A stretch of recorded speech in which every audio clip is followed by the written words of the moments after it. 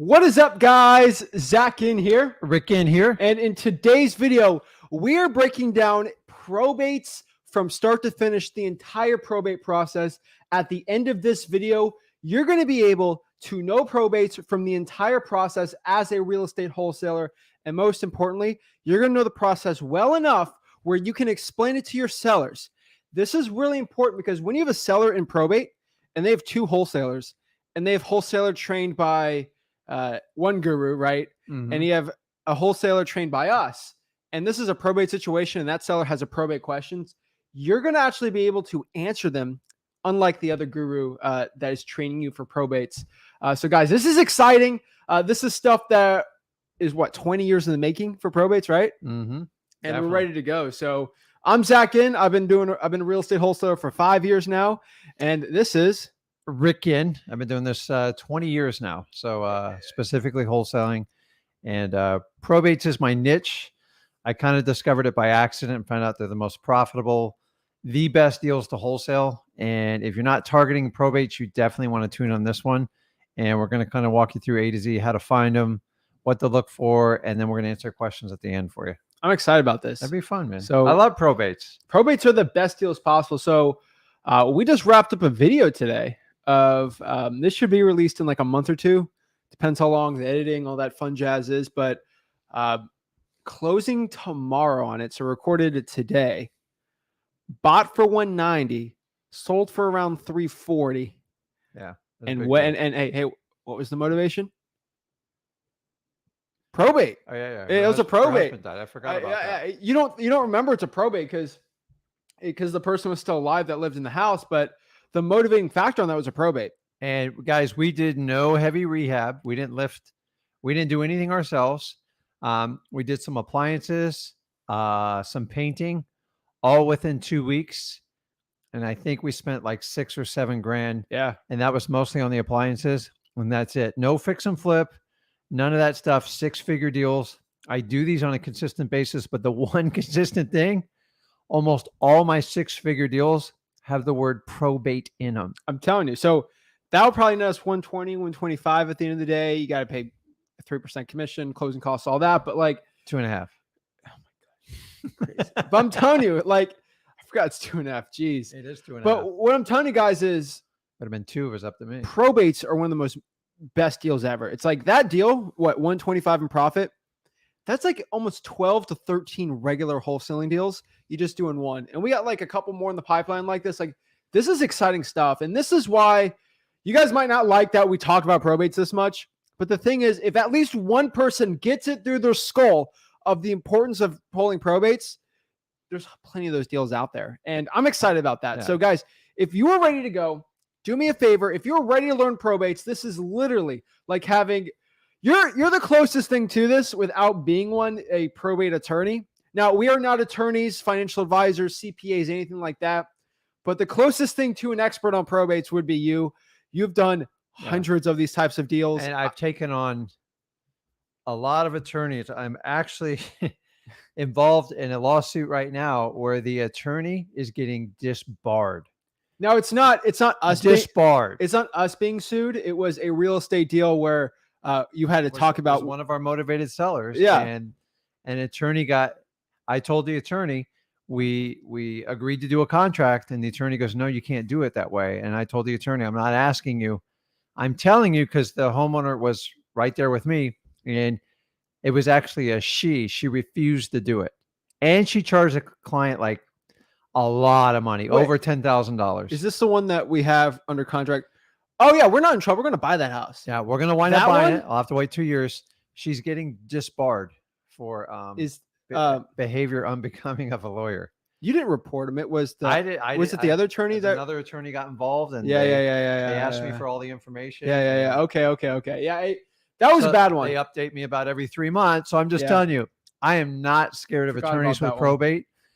Most attorneys try to control probate.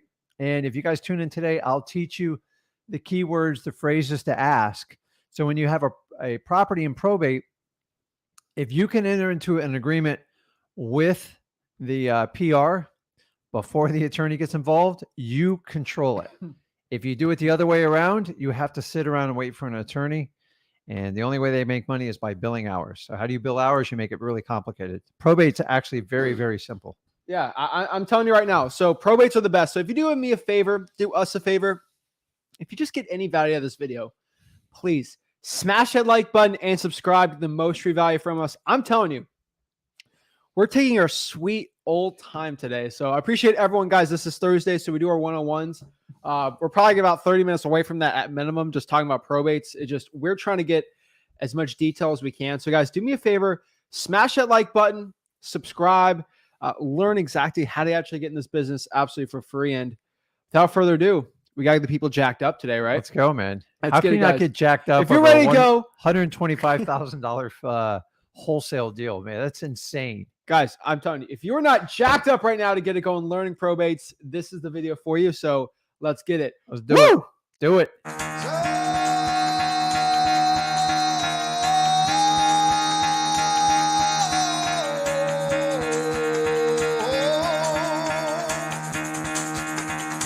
Get the fuck out of bed, bitch. Go.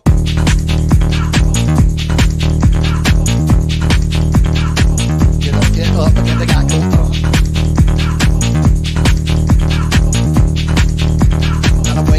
Time to wake up, bitch. Get up. Get up. Get up.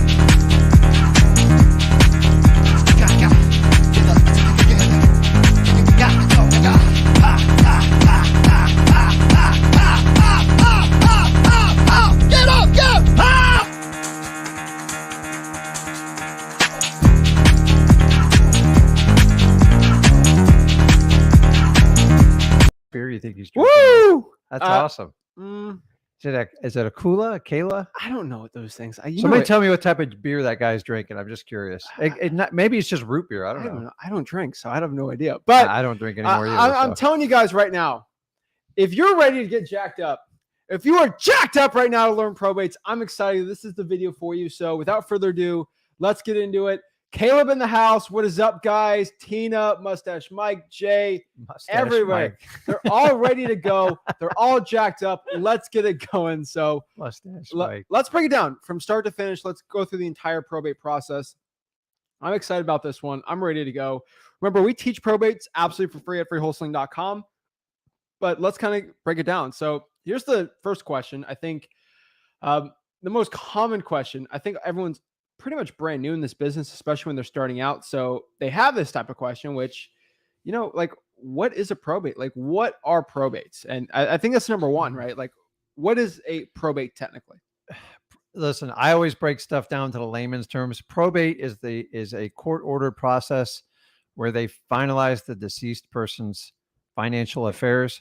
Keep in mind, if they have a title to a car, a deed to the house, a name on a checking account, a dead person cannot sign that over. So they go through a process. Some are informal, some are formal, called probate. And the idea is if they have a will or they don't have a will, will determine how the process works. I'm not going to go into all the detail right here. And the will usually designates the person that's supposed to be most responsible in the family. And you'll find out in probate why they do that. And then there's usually going to be the heirs. Yeah. And so the PR or the personal representative or the executor of the will is the responsible person. And it's kind of a thankless job because they're in charge of liquidating all the final, selling any assets. And then the money technically gets split on how the will is created. And that is it. Guys, if somebody passes away on a house, and especially if they live there alone, there is no way to buy it without going through a legal process called probate. Otherwise, you will never have a clear title, meaning you will never be able to sell that property legally and clear. So that's it. And by the way, it's not just real estate. It's stocks, bonds, cash, automobiles, boats, RVs, anything that you take title or possession to. It's true, but mostly to real estate, right? So this brings us back to the next thing here is, so how does the process work? If you're a real estate wholesaler, we want to understand how this process works from, someone unfortunately passing away to you wholesaling that deal. What is that process looking like? So a lot of people are pretty responsible. they have a will all spelled out. And if there's a will drafted, it's usually a very clean cut process. Yeah. Okay. Every state's different, obviously. Correct. So it's when they die without a will, it can get messy really quick. I found when they die without a will, everybody comes out of the woodwork making a claim to the property. Oh, yeah. And that's what delays the process. So the action of how probate works, somebody passes away. And then what they do is have a petitioner. A petitioner is the person who typically gets an attorney, says, I need to file a probate. They'll ask for a death certificate. If they died with a will, with or without a will. And then they're going to ask for any other family members that need to be involved in the process. And then once they do that, they pay their court fees. They have an agreement with the attorney to file it. And depending on how much the house is worth and their other assets, if usually the house is people's biggest asset, and usually if it's under, I think most states now it's up to 750,000. They can go through a much simpler, what they call kind of an express probate process, which usually takes a maximum of like 90 to 180 days through the court system. That doesn't mean you guys wait that long, and I'll explain that in detail. But once the PR puts that, they make all the announcements, they send out all the letters, and if someone wants to object, they only have, I think, 45 days to object. Once they do that, they can enter into agreement to sell the property. The money goes to the estate, and then once the probate is finalized with the lawyer, that money gets split up however the will reads. And it's really that simple. So I agree. But the thing is that why it matters, like why us wholesalers like it, there's a massive motivation with these probate properties, like massive motivation, right? So, yeah. And one of the biggest motivations on probates is if people don't plan well, which we know how motivated sellers work, a lot of times they die and the person died either they didn't have a will, or a will is not that hard to get, but they don't have the money to pay the attorney. And we'll talk a little bit more in detail on that, on how you can get a monster deal in probate and really help people out. Because I see a lot of people, they just won't do probate. You guys have seen properties that someone's died, it's been 20 years. The reason they don't do it, it's either way too messy, or number two, they just don't want to pay the attorney. Yeah. And I can show you as a wholesaler how you can solve both those problems in one shot. It's actually really easy, and you get really good deals. In the end, you actually get them money, which they never expect to get. You get the probate process going, and they don't have to pay a dime for it. It's a huge win-win. Remember, you're here to solve people's problems, and that's what we do with probates. That is what probates are. Like, we're solving problems. There's so many benefits of bowling. I'm telling you, massive motivation, the process. I'll answer a couple questions because they're going to ask, which is pretty much the same here. Okay. But like, number one's like, what if, I'm driving around town, or like I'm in my neighborhood and there's this abandoned house and I find out the person died like a year ago, and there's no heirs. I think that's a myth that there's no heirs, but let's say you can't find an heir, or if there's no heir, like how does that go through? So the job is not for you to find the heirs. Like, it is not your job to find the heirs. So stop worrying about it. I've bought houses where there was no heirs. The money goes to state and they have X amount of dollars to claim it. And guess where the money goes? I think it's after, I don't know, 3 to 5 years, the state actually gets the money. So yeah, honestly, if you want to buy like a really good deal, the heirs is the least of your problem. It's very rare for like there be no heirs. Someone's got an uncle, cousin, third nephew once removed. Like, it's very, very hard. Like, unless you're like, so right now, properties that when like people don't file probate and it's like messy, there's these group of marketing attorneys, we'll call them, and they send out postcards. Yeah. And they have this sophisticated software. So like they'll find long lost like third cousins, and they say, listen, if you retain me to, I can probably get you paid.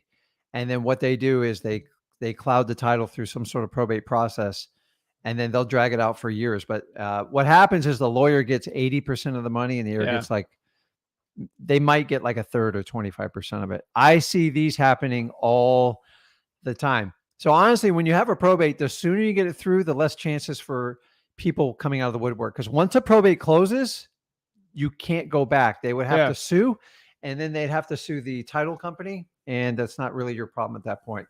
I've only had that happen one time. Yeah, it's true. So I want to okay, we got some more we got to go through, but I do want to ask, I know these answers, but these are like commonly asked. Like I just go through my DMs sometimes. Okay. It's like, so I think the biggest myth we have with probates for wholesaling is, so you've seen this here. Like a lot of people don't even want to do probates because it sounds confusing, or you got to use an attorney. For most states, let's say Florida, for example, because the probate law is pretty similar. What if someone goes to you and say, hey, Mr. Rick, I would like to sell my house, but the probate process isn't done yet. Like that's probably gonna be your biggest objection to get talking to probate. So like, how do you answer that? And like, how does that work? So the first thing we want to find out is why the probate process has started, especially honestly, when someone's passed away within a year and they haven't done probate, it's a red flag. Yeah. Most people that organize that will get it done.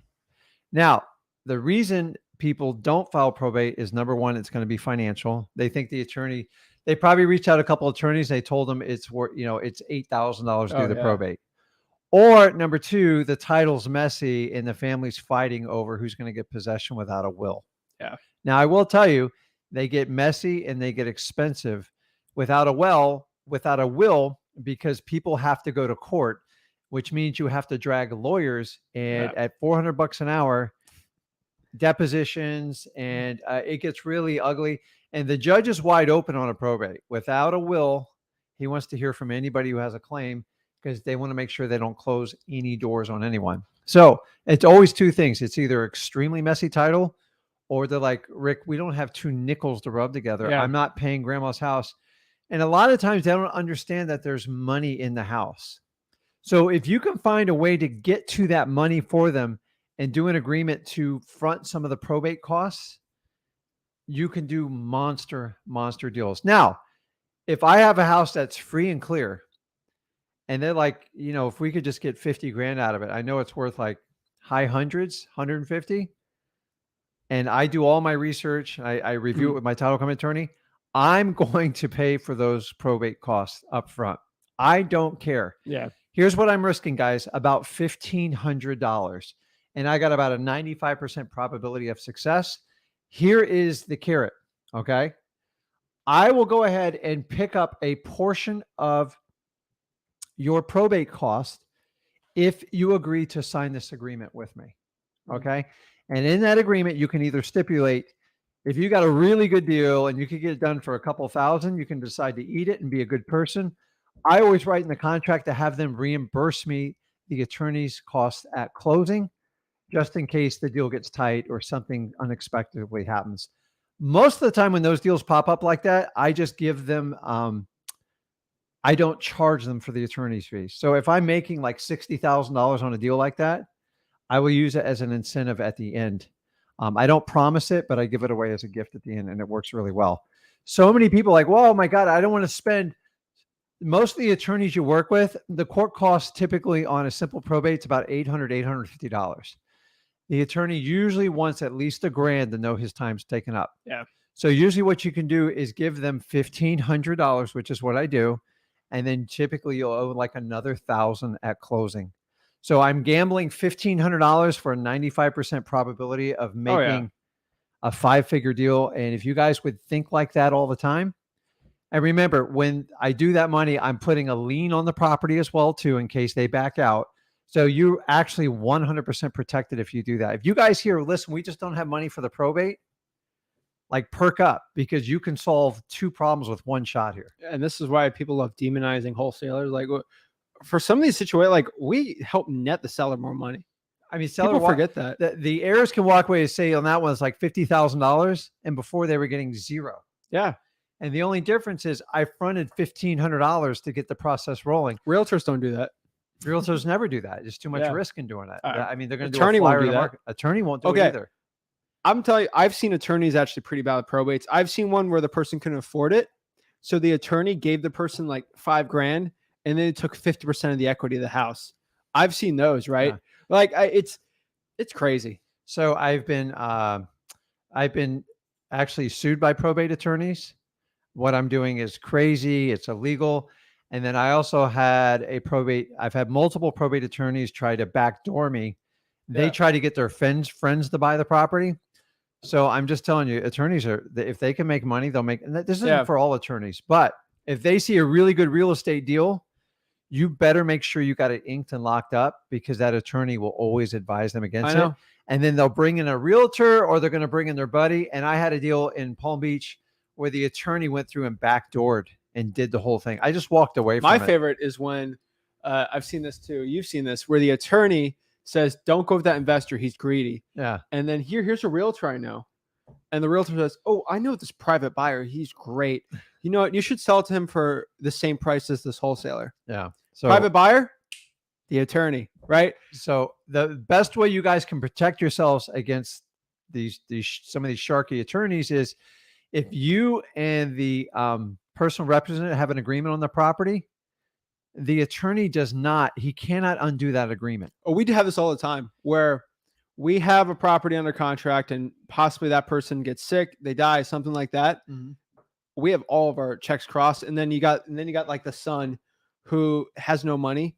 He looks at Zillow, sees the house is worth 400, even though the house is really worth 250 because it's a slum house. Yeah. And then he's like, "I'm not going with you." You have to be protected. So how to be protected in some of these deals where there's an attorney not going to try to attack you? First of all, a legally binding contract. When we do probates, we don't use, like, we have our 1-2 pager. That's great. We don't use those. Like, you got to use them much more formal. I assume an attorney is going to look over every contract they get. And here's the attorney. The only thing they're looking through the contract, they're looking for a way to get their client out of it every time. Every time. So that contract you have that on free wholesaling, for wholesaling.com. The only time we tell you not to use it. It is legally. You could fight it with that contract, but I'm telling you, the better one is going to be a bar contract, a real estate purchase and sale from your state's bar, or the official realtor contract for your state, the Wyoming realtor contract or the Wyoming bar contract. Even if it's 15 pages, I know it sucks. You're going to have to get through it. When it's a probate deal or something like this, it's just best to do, especially if it's a really good deal. It's worth giving an extra $1,000 to the seller for it. I'm telling you, the contract we have works. Once our people know it's like a probate and it's a really good deal, there's a lot of motivation. We go a little harder in the paint with the contract. And then we always get, "Oh, this contract's too much." Well, it's because we're a legitimate company and we're probably going to pay our own attorneys to use it. And this is the one they're comfortable with, which is true. We have our own probate attorneys for it. So that's number one. So let's kind of break down. We have a lot of great questions. I'm excited. I'm excited about this. So let's break this part down here. So number one, how do you pull the probate list? And like I said, I'm a broken record. You're a broken record. Yeah. Freewholesaling.com is where you can get the probate list and show you actually how to do it. I literally have lives where I literally just, I get some, I'm in, I don't know, DeQuesta County. And then I just pop it up here. Here's the probate list. Boom. Yeah. Right.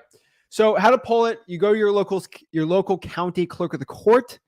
And then you can call, look online for the public records, or when it's tougher, you have to go in person and actually speak to somebody. All probates derive at the courthouse because a petitioner files a court case, and then it's up to your county courts, specifically the probate department, how they want to organize and do that information. Now, that's up to debate for every county. I think there's 3,700 counties across the country. I'm telling you, I got counties 5-6 miles apart, and they might as well be 5,000 miles apart. Yeah. It's unbelievable. So I want you to tell you, people will tell you they magically get this information from us. There's only one place a probate can derive from, and it's the probate court in your county. If you can get direct to them, figure out the flow and the count, then you can decide if you want to switch to online, you want to pull them yourself, and you know what I'm going to say about the other one. I think you got it coming up anyway. So. You already know this. So pull the list, go to freewholesaling.com, show you how to do that. Next part is, how do you market to probates? And this is pretty much the most simple one. There's only a certain amount of marketing you can do with probates. In my opinion, there's really 2 good ones, and then there's 3 decent ones. So the best marketing for probates is what you should be doing. Like, if you have some money, is just literally pull the probates and just send a letter out. They're not too much. Just send the letter out. Yeah. And guys, you don't need a third-party service to do it. No. You can do it right. Just do it like a Word document. have a template. There's so many gazillion templates out there. I think we provide a few, and just make it nice and clean. Use like a 14 point font. Is that correct? Yeah. Nothing cute. Remember, you got typically elderly people reading this. Don't get cute with colors. White paper, black ink, 14 point pen, and then sign the bottom where your name is. Sign it in blue felt ink. It makes a tremendous difference. I have statistical information on this. You're forgetting the biggest thing. What's that one? Before I share the biggest secret for probate mail, how to do really well. It's the letter. In my opinion. You know what I'm talking about. I'm gonna reveal it. You're gonna get mad. I'm gonna say it. But here's the thing, guys. If you actually want to see the secret mail that we do to actually beat our competition in probate mail, guys, do me a favor. I need the likes. Let me check how many likes we have. And we're gonna answer some questions, and then I'll get back to it. You're going with you know where I'm going with this. So let's see how many likes we have on this video. I'm going to need it. I will wait into the end for this. Okay. I see we have 30 likes because we're 30 minutes in. That's fine. On the Flip with Our YouTube channel. Once we get 45 on there, I will reveal it. Okay. I won't even remember. I will remember. So if it's not 45, it's not 45. The only people who are going to know is Dylan, Grant, and Nathan. Okay. Those are the only people that are going to know. If I don't have 45 likes, those are the only people, and they're taking it to the grave. So let's see what we get after that. Yeah. So letters are it. Postcards, they're not very effective. Yeah. You can do it as a catch-all, but I'm just telling you, the letter. Listen, in average county, if it has 100 probates in a month, that's a lot. Yeah. So just think about it. Cost you what, $25-$40 to do. It's not a lot of money. And then on the outside, if you want to simplify it, I just put it to the estate of John Doe, or if you have the PR on there. I used to send it to all the heirs. I gave up, dude. There's so much drama in the heirs. You need to find the responsible party. And back when I had a much bigger staff, we used to chase down all the heirs, but a huge time waster, in my opinion. Yeah, it's a mess. So just use the PR. And the next part here is cold calling. You can cold call these probates. And I think that's where most people are at right now when it comes to like. So me and him got in a big debate on this when I was teaching him wholesaling. I I was adamant about like just not being, how do they use the word, a blood sucking ambulance chaser until this kid taught me how to do. He basically, let's turn cold calling into warm calling. I go, we're not going to call like people's families that just passed away. He goes, no, I just do it. I'll do it while I'm away at college. I go, okay. And I got to tell you, dude, I fought it forever. And then part of me, Zach says, if you don't do it, all your competition's going to do it. And we're not going to be able to help people. But here's the thing. You're smart. Like you knew cold calling would work, but you had in the thought of like, you sound like a blood sucking leech. No, I did. But here's the thing. The blood-sucking leeches were guess how I figured it out? I was indirectly calling the probates when I was cold calling. You know why? I had a couple probate deals when I was cold calling where I didn't know it was a probate. It was just a high equity lead, right? Yeah. And the person actually wasn't. They said, well, I'm actually not looking to sell my house, but my uncle just died. And guess what I learned? This is the biggest secret for cold calling. And we hit 50 likes in like 5 seconds. So there's people watching here that don't like it, which drive me crazy. That's the only way I can stop you, get you guys to start doing it. So fine. Is if you go to the call, I'm going to say this 3 times. If you go into the call saying, hey, Mr. John, I saw your father died. I want to buy his property. You are not going to do well. You are going to get destroyed. But if you go, hey, Mr. John, let's say grandfather's house, 123 Grandfather Street. Hey, are you the owner of 1234 Grandfather Street? First of all, he's going to be like, no, I'm not. And then he's going to wait. And then he's all rattled because when you're calling somebody, their number one thing when they get a call from a number they don't know, it's a no, scam, get me off the phone, right? Mm-hmm. Now you're putting them off that mindset because I just come, hey, you're looking to sell your house? No, right? They just want to get off of that. If you call them with something like that, it's like now they kind of got punched in the mouth with that call. Like, wait, then now they're thinking they're like, this could be something about the house, right? Like curiosity, right? Maybe there's $5,000 buried in the backyard, right? Mm-hmm. And now they're actually well, I'm actually not the owner. Well, I'm kind of, and then you just get into it. Well, Are you the owner? I'm just looking to buy properties in that area code. Boom, results. And that's something I could sell a course on, but like it's crazy. So that's The way you cold call, pretty simple. Hey, are you the owner of that house, the probate house? And are you interested? And you get in the regular conversation, acquisitions, contracts, stuff like that. Now we hit the likes for the direct mail. So I will reveal it. Go ahead. You do it. You know what it is.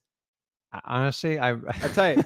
So at the back on that letter, you put your name, and on the bottom or on the top as the what is it? What's the outgoing? Like, thanks from love. I don't know what you put in that with the apostrophe. You just put God bless on the bottom. If you put God bless, it's not even God bless you. I'm telling you, I have statistically studied this. You know what I'm talking about. You guys go look on like a lot of postcards and mailings out there. Like, I'm not going to say I invented God bless, but I'm just telling you, I invented God bless on the postcard and the letter because I've yet to find any person that gets offended with the word God bless. Like we say it when we sneeze. God bless you for some reason ticks a few people off. I'm not sure why, but God bless if you leave it off, because most people say God bless you. They assume you're going into something. You're going to go a little bit deeper. You're going to try to like brainwash them or do something like that. But the God bless and the blue ink. And guys, here's the other thing I tell you. The more personal you can be in probate, the better you're going to do. I have the data for this. I have done split test, and they call the person over the corporation 9 times out of 10. Yeah. End of story. That is my secret. It works really well. So that's how you market it. It's a regular. The point is, it's a regular acquisitions from there. I'll have another question Tina has really quick, but what if there's an attorney that's already representing the seller and they probate's in their possession? Can you wholesale that deal? What's the situation with that? That's kind of like having the yeah, no, I'm not going to go there. Okay. No, do not go there. So you got to look at, here's how lawyers, they kind of operate as like the middle linebacker. They're going to do everything. Actually, they actually operate as the center. They're going to do everything has to go through them. That's how they feel they get paid, and it becomes problematic. So I find once there's one in charge, you have to honor the request. Yeah. And so some clients, they want everything to go through the attorney and you can't talk to them. Or sometimes you're talking to the client and then like, well, give me the contract and I'll run it through my attorney. Yeah. And the thing is, if you can enter an agreement before that pesky attorney comes along, you don't have to get the attorney's permission for anything. They'll still make your life difficult. But the minute the attorney's standing there, it's like you have to like comply to all of it. Like they're going to, I need this. So attorneys make ridiculous recommendations in probates all the time. I see it in every state. Let's get an appraisal. There's no appraisal required in the state of Florida. Why are we getting that? Why? Because he gets a kickback. He gets $150 for every appraisal it's ordered. First of all, nobody knows that. Like I'm just telling you, it happens all the time. There are a few states that it's required. No, yeah. In the state of Florida, the only thing that's required is consent of the seller and consent of the buyer. I've bought properties so embarrassingly cheap in probate. I was nervous to have the attorney submit it to the judge. They don't care. They don't care. Now, there's some states, there's a few I've heard there's some crazy stuff you have to go through. But I'm just telling you, for a majority of probates, the judge, as long as there's consent, and they know who's getting the money, that's what probate's there for. It's not there to predict the price. Now, I wouldn't do a property for $1, but I'm telling you, I bought properties as low as $10,000 and $20,000 that were very expensive properties. They needed a lot of work. They need a lot of help. And it's just, so with the attorney is once they're involved and engaged in a client, unfortunately, you have to follow direction. Remember, the person who's always in the most control is the person who controls the property, not the attorney. The attorney is supposed to follow their directions. So here's the problem with attorneys. They want to drag everything out in a probate. Most probates, all you have to do is get under contract, submit the contract to the judge, and file for a motion to liquidate the asset. That doesn't close the probate out. It just closes out that one asset, and that's the one that's usually bleeding the estate the most. Remember, you have taxes, you have a mortgage, you have insurance, you have utilities, you got to maintain the lawn, you got to shovel snow, you have to winterize homes, you have to protect them against hurricanes, tornadoes. There's a reason they put this in the law. No attorney in the world will ever tell you this is a viable option, because they won't. If they stay on for like a year, they will find a way to bill you. By the way, a lot of attorneys will bill you for property preservation. They hire companies and they partner up with them, and you're exposing these attorneys like gurus. Oh God, I'm waiting for a expose on it. I've seen it all. I've had them like try to strong arm, use their title company. I'm just telling you, when an attorney's involved and the seller likes the attorney, you have to play by the rules. I agree. So be careful with that. So let's kind of break down the next part here. I think this is a big one. This is a question I get all the time, and this is where I have a fervent. I'm very fervently aggressive about this. I don't think you should be buying probate leads. I get the stats. Should I buy a probate lead? Should I not? Right now, you should not. There's no such thing. There used to be a service out there that actually did pretty well in the state of Georgia. I actually interviewed. They did them in Florida too. Yeah, Deanna Britt. She was actually really good at it. Yeah, she was really good for the state of Georgia, and she was very knowledgeable. She passed away, so kind of that service kind of went away. And rest in peace to her.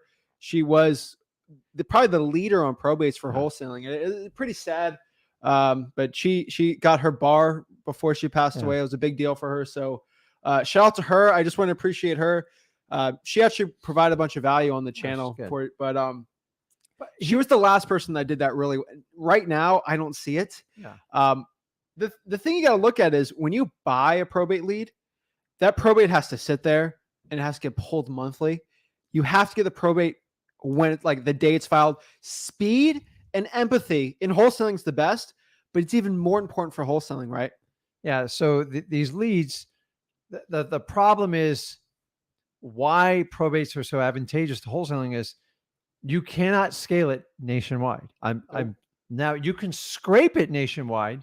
You can get like some like would-be areas, but imagine 3,700 counties, the amount of manpower it take to pull that stuff. And that's the problem with all these list pulling. So typically they'll find like a major metropolitan area and they'll tell you everyone, I got this secret source.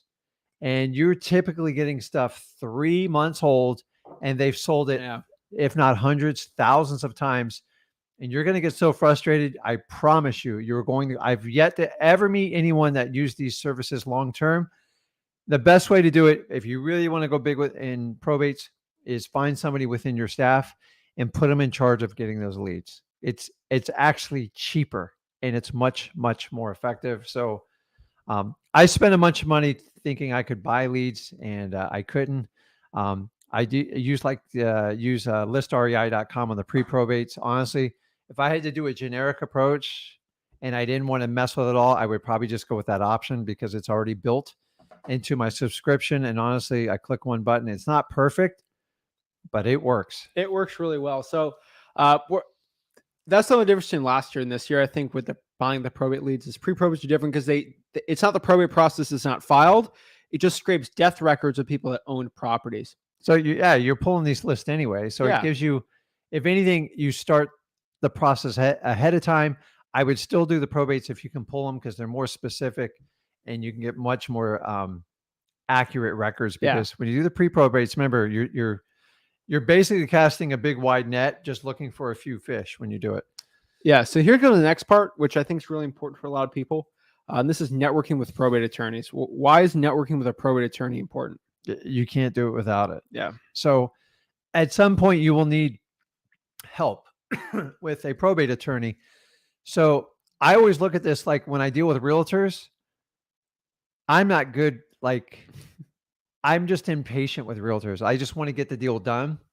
And I've learned if you want to get a deal done with a realtor, have a realtor talk to a realtor because they speak the same language. Yeah. So my wife's good at like filtering what I say to realtors because they could probably never handle it. And then the same thing happens with attorneys. Would you like my attorney to talk to your attorney and we can work this out? All of a sudden, the attorneys actually appreciate it because they feel they got their bar, they're educated, because attorneys thinks every question you ask them is completely stupid. Yeah, and they love talking over you. So when they try to talk over you with probate and you just answer like 4 things and he's like, oh, I go, no, you're not doing that. I have them do it all the time to me. But when I have to show them I'm serious and it's like a really good deal, if I have a relationship with a probate attorney, I just say, listen, John, can you help me? This guy's going to call you. Can you just vouch for me? He's like, yeah, absolutely. When it comes to real estate, and real estate attorneys, we can talk pretty well with them. Like they treat us with respect.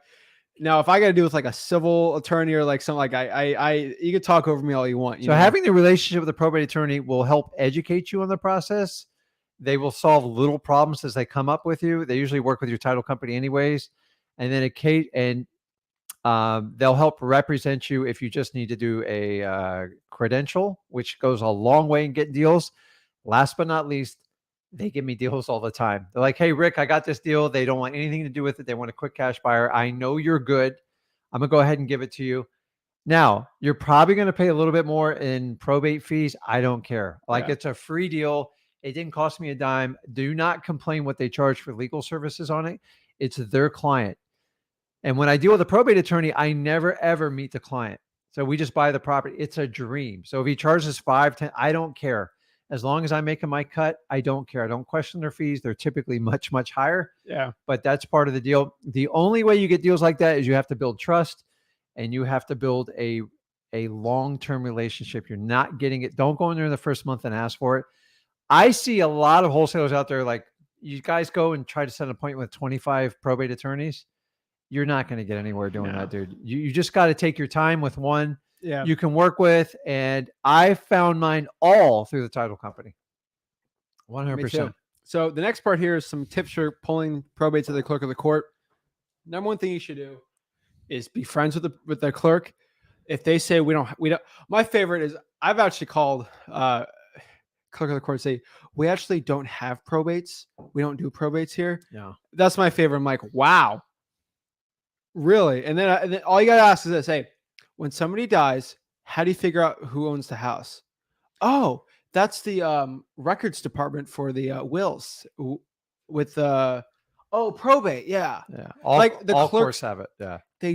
You can't have a court without a probate department. It's physically impossible. It's not how the law works in this country. But the thing is, you might get hit with that. You just got to talk very slowly. And here's the number one thing when it comes to pulling probates easily.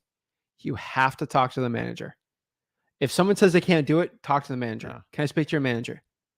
This isn't a private company where like they can just whoosh you off. Yeah. This is your government. So they actually have to. Guys, back in 2012, I'm just going to sound crazy. I didn't understand probates. I was just as green as most of the people on this thing.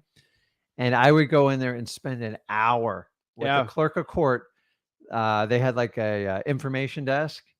And I just sit there and just ask a million questions. You break them down. But like, here's the key is you cannot run these people over because you're not going to get anywhere. You're going to get a lot of resistance. So especially with today's environment, my thing is always kill them with kindness, treat them with respect, and only bring out the whipping stick if you've exhausted every last resource. Because what happens is after a while, if you're persistent, which if you're in wholesaling, you have to be, they're going to like, man, this guy's not going to go away. I might as well just get this over with. And then you just kind of, now at their desk, there's a million things, just like we go in Motivated Sellers. They got pictures of their kids. They got their dog. Connect, guys. It makes a tremendous difference. Definitely. Last part is, can use VAs for probates and pulling probates. I would only use VAs if you can cold call with it. There's such a small list. I would personally do it for most people. It's not hard, guys. And then VAs, you can actually, if your county is good enough, you can do it online. You can actually have a VA pull the clerk of the court. It took me a total of, I think, 5 hours to create like a training module for how to do it for St. Lucie County. Mm-hmm. But like I did that module once. I created like a little booklet. I don't have to deal with it anymore. Like building a PBJ sandwich, guys. It's like a peanut butter and jelly sandwich. So guys, that is probates. Like that is the complete guide. The last thing I want to do, which is probably one of the most important things, is we're going to do a quick role play real quick. I'm going to be the seller. I'm going to be calling you, or you're going to be calling me from direct mail. I want you to explain the probate process, not to an investor like the audience, but try to explain it to, the average person. I work in a steel mill, right? Yeah. And I'm confused about the process. So I might go call you and say, hey, Mr. Rick, I saw your mail piece here. My third uncle once removed died. I'm the only person to the Van Houten house fortune. Okay. I want to get rid of this house. It's a piece of junk. What's the process? I'm very confused. Like, you want to buy it? I can't. Like, what's going on? Like, explain it to me. We'll walk it through. And guys, I want you to understand this. When if you have like an inbound call, or even if you're doing an outbound, you know, on a warm call, is do not try to take down the price down in like one shot phone call. Oh, It doesn't work that way in probate. It's the number one reason me and him get most of the deals, because we're not confrontational. This isn't like, hey, what's your best cash price? What if I close? None of that. yeah. You have to be relationship oriented, or you're not going to get anywhere, because most people I meet in probate, they're completely overwhelmed. Yeah. And so if you can just solve one tiny question for them and open the door for the next conversation, the average touches for a good probate deal is 6. Yeah. So you people trying to take it down in 1 and 2 phone calls, the reason you're struggling is because you're not connecting. You're not building any rapport.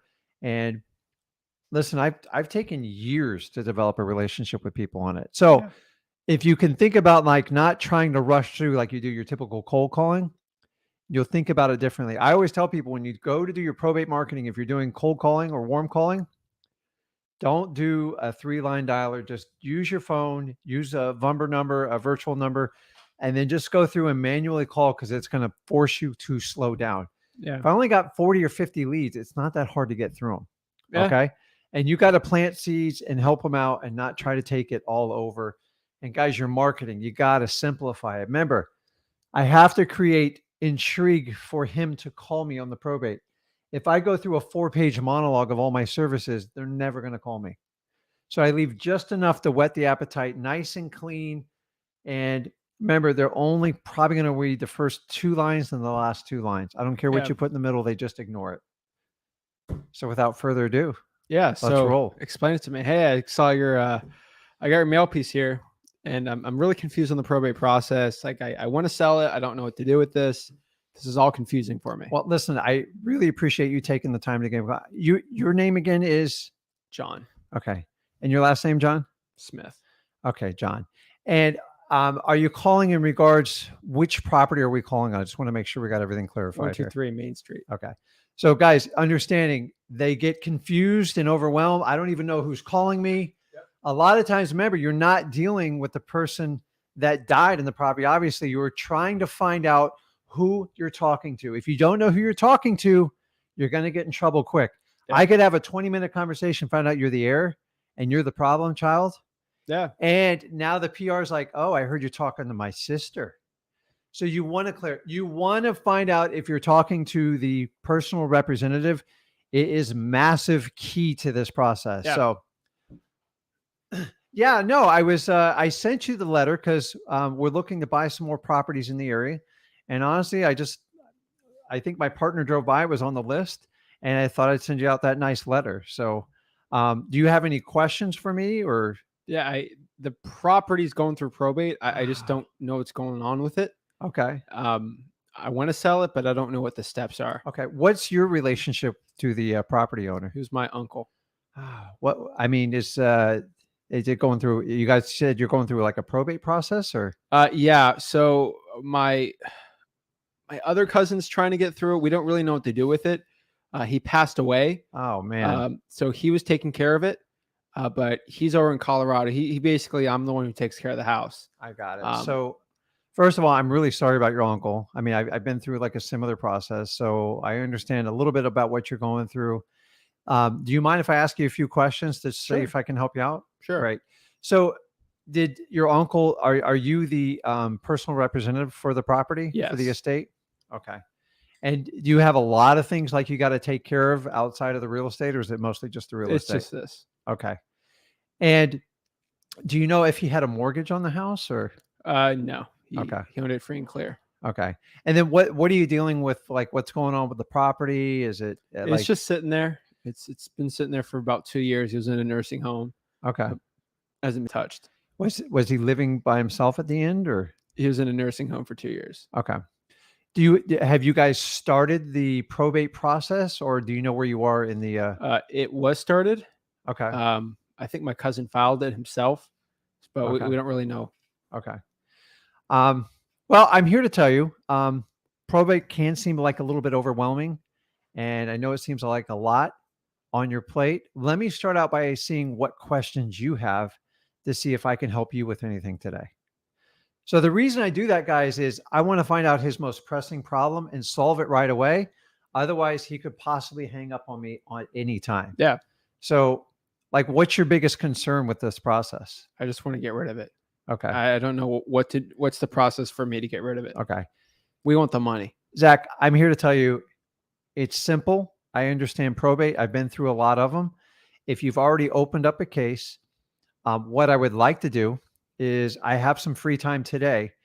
Can I come by and just take a look at the property? No paperwork. You and me just talk. We take a look at the property. You tell me a little bit about it, and I can help.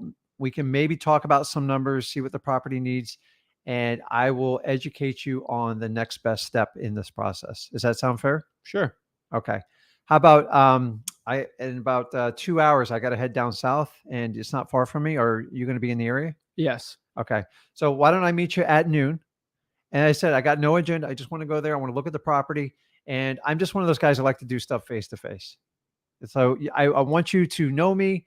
I think we can get along well. And I have some information with you, and I'll be happy to provide it to you when we meet together. The last thing is, I don't want to give him everything. I just want to get him committed to it and let him know when I got there, I'm going to solve more problems for you. Yeah. So our wholesaler's inclination is to take everything down right away. I'm the probates. Slow down, because if you do not get rapport with him, because he's the one that's going to go and report back to all the heirs, and the only person you have to win over is the PR. Yeah. If you do not win over the PR, you're going nowhere. And he might say some ridiculous stuff. You have to kind of agree with him as long as it doesn't actually do anything crazy, and just kind of go there and you meet with him, you connect with him. Now, if he's the PR, he has the full autonomy to enter into an agreement, even though he's not the owner. Once he's designated the PR, he has a legal obligation when he signs something where he has to technically follow through. Now, he can lose that designation, but I'm telling you, you guys, do not wait till the PR. You do not have to wait till the probate. When the probate process is over, it means the property goes from Jane Doe to John Smith, and it announces it to the world, and then you're going to full market. So this is the way you want to do it. As simple as that. I might have 4 to 10 more meetings after that. Mm-hmm.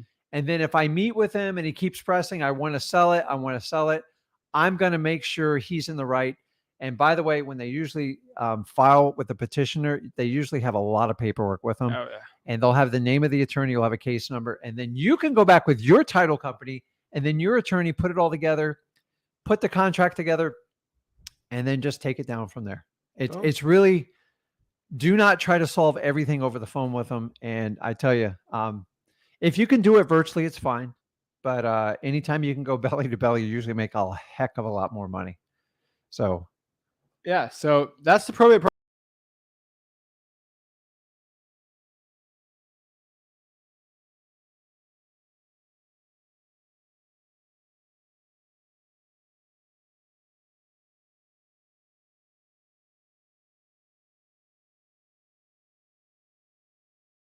Oops, daisies. I think I think the power went out for a second or something like that. But somebody pulled the plug. Yeah, so, I don't know, guys. The biggest secret with probate is just slow down and get to know people, because probate is anything but a transaction. And here's the best part: is you don't need to know everything about probates to do them. Like, that held me back. That's why the first 7 or 8 years I never purposely did probates, because I was too scared. I didn't know anything. Yeah. Honestly, you don't need to know, like, shoot, I'm not even gonna say a lot. You just need to understand how to help people out with properties. And then once you liquidate them, you can meet with your title company and your attorney, and they'll answer all the questions. And within a year or two, you pretty much know it all anyways. It's not that hard. So by the way, I've done them. If there's the best success probates are 4 heirs or less, because the more people have to get together, make a decision, the more risk. There's always one holdout. Now, I did one with 23 heirs. But there's always one person makes it difficult at the closing for you. And so I used to limit to just go after people with 4 heirs or less, but like, I just got rid of that qualifying factor, because there's just not enough probate leads to be filtering that. So let's talk to some people. We do have wholesaling houses from Mastermind today. So we will talk to them first, because they get priority because they are Mastermind members. And we'll answer all the probate questions they got, and start answering some other questions. So without further ado, we'll hop on we'll hop on the wild man, Grant. The wild man. Did you see me dancing while the music was going? Yeah, I saw that, man. Is that why you were cracking up, Rick? I saw you cracking up. I didn't. I'm like, man, can they see us? It's like, oh yeah, it's fun, man. Yeah, he didn't tell me the other day you guys could see us too. I didn't know that. Hear us. I can hear you. I do some dancing around too. Yeah. It's pretty ugly. I couldn't see you unless I went to YouTube. Then I saw you cracking up. I was like, he's probably laughing at me. It's funny. So what's up, man? How are you? I saw in the chat thing you're in what, Central America? Yeah, so we're in Nicaragua. So you're pretty much avoiding the mandate for my fiance. She's Danish, so we're trying to work around that. So pretty much just in Nicaragua doing virtual stuff.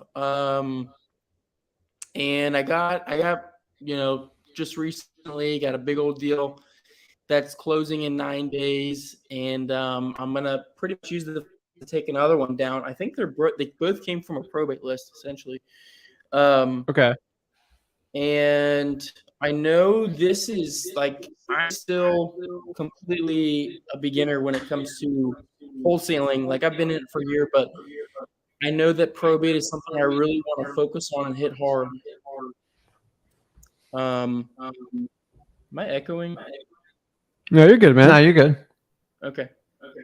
So yeah, I'm really trying to figure out my I guess direct mail is something I know I want to. Direct mail, cold calling. I've texting lately. I've had really low delivery rates with texting. I don't know if it's me across the board, if that's everybody lately, or if it's just me. I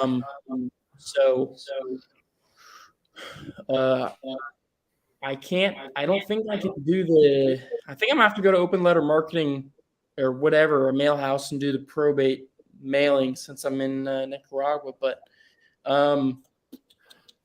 let's see here. Yeah, I'm getting about 50 a week, and I guess. So the only challenging thing with a mail house is most of them kind of bulk anything below like 250 pieces. Most of them are a couple thousand, to be honest with you, because the pricing's so high. This is the one instance I'll give you because you're not in the United States. You can use the USPS. They have a service called like Click to Mail, and like their custom order, but you go directly through the post office. A pain in the butt to set up, but like look into that because they don't have minimum orders on it. Yeah, and you can get a template set up. I used to use them when I didn't have these third-party sources available, but in your instance, it's good. If you guys are in the US, honestly, it's just easier to do this from your house. It's not that hard. You print out 30, 40 letters, fold them up, stick them out, put a piece of mail in, and you're good to go. But him being there, Click to Mail will actually work for you well. Yeah, man. That's fine. I'm telling you right now, though, if you're outside the United States, direct mail is going to be fine. I'm just saying it's a little.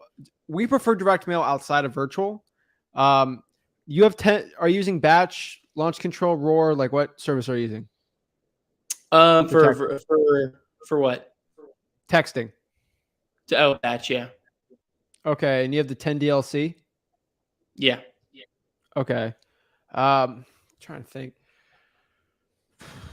And how's the ad copy? It's pretty aggressive. I don't have any of the I don't have any of the not recommended words in there, but I'm pretty much going for it's aggressive. How many spinner tokens do you have per text? How many spinner tokens? 0. You got to do that, man. You know what those are? So I'm pretty sure I have the bracket. Yeah. Go ahead. Well, I know there's 10 total messages that you have to have per campaign. So in every one of those messages, you should have a spinner. Yeah. Or a few at least. Okay. Yeah. Yeah, dude, get the spinner tokens. I'm telling you, hey, hi, howdy, hello, like at least 5, and then spin as much as you can. Okay. House, okay. Home, residence. Okay, I'm telling you, you got to spin it. Like, the way that we send our text out, it's almost impossible to have one text be the same exact as the other. Each one's unique. I send 1,000 out. I have so many. They're all unique. You have to use spinner tokens, man. And they're not hard. Okay. Use the same ad copy you have. Just look for synonyms. Even if the text sounds weird, that's going to be really cool because that means that no other the algorithm, it's going to be hard not to get it delivered because like no one really even, this isn't like a repeated thing, you know? Yeah. No, I sent, I think my last campaign, I sent 782 just from this probate list and zero delivered. So I'm going to try. You might be getting flagged. I don't think you hit 1,000, so you should be fine. You might get call batch. Like their support's great. They'll tell you on the back end because they're using Twilio on the back end. I'm pretty sure. So they'll tell you, but dude, use spinner tokens. On top of that, stuff like, you know, like, hey, I just drove by the house. I went by the house. My partner drove by a house. I went by, like, you know, you just got to spin them up. And then if it's zero, though, that's not even your ad copy. That's definitely a back end issue you got talked about. You probably get a refund for that too. I can't quote that, but yeah. Okay. But yeah, I guess I'll try that. I think that helps. And then with the mail house, so the USPS, and then also for the marketing-a-thon, I had some questions for that specifically. Maybe I can ask those here if that's okay. Dude, ask all the questions you want, man. Cool. I remember, so how I'm trying to figure out, I mean, basically my goal is, okay, do direct mail, get probates done, but also cold call. I really want to spend some time every day cold calling. I know it's not really it's fun, but I know if I'm cold calling 3 or 4 hours a day, hopefully I get a deal a week consistently. It's my goal. So my question to you is, how can I make sure that I have I'm pulling enough lists and getting enough data to call for 3 to 4 hours a day consistently for the rest of the year, really, Monday through Friday? That's an easy question. So are you still doing Cincinnati? Yeah. Okay. So what I would tell you is that's simple. I mean, you just do high equity and then you got plenty of leads right there, but then it's pretty expensive. I would do all of the niche lists first, and then I would start doing the bigger lists. That's the way I look at it. Because I'm telling you, if we were competing with each other and you spent 4 hours a day cold calling high equity leads, and I spent an hour a day just doing code violations, water shutoffs, fire damage properties, I would be way more successful for you. And I would actually work way less. Okay. Because I'm using better lists. So I want you to use the best list possible. And then whatever time you have left over, use that for the lower quality lists, just because it's a wide net approach. You know, it's like, we love fishing. So I kind of look at it as, hey, am I going to go fishing in the Bahamas? Or like off of where we're at in like Central. If I go fishing off Central America, there ain't no big commercial boats there. Like there's no like weekend warriors there. Like China might be there. China, but like there's no people going out 100 miles fishing. It's great fishing. Versus if I have to go to Miami, you got everyone and their brother fishing off that list, right? Like that's the way I sort of look at it. You know, go to the area that no one's going at. So that's what I'd be doing. And then I would actually focus harder on, since you're in Cincinnati, you kind of got Kentucky there. You got, I think, parts of Indiana, like that whole triad area over there. I would pull all the niche lists there and then go after, once that's over, I would go after niche stacked lists, vacants with high equity, tired landlords. That's sort of the place I'd be going after. Yeah. I mean, it's as you do this business more and more, you just try to find smarter ways to work. Cause like, I love like a lot of you guys and gals just hustle, but like I did the same thing. And like, you get to a certain point where like, if you can find the gold outside the big giant list, like they're going to have a lot more gold in them. It doesn't mean you don't do them, but he's actually right on this. We figured this out over the long run. No, hey, you can do 5 hours a day.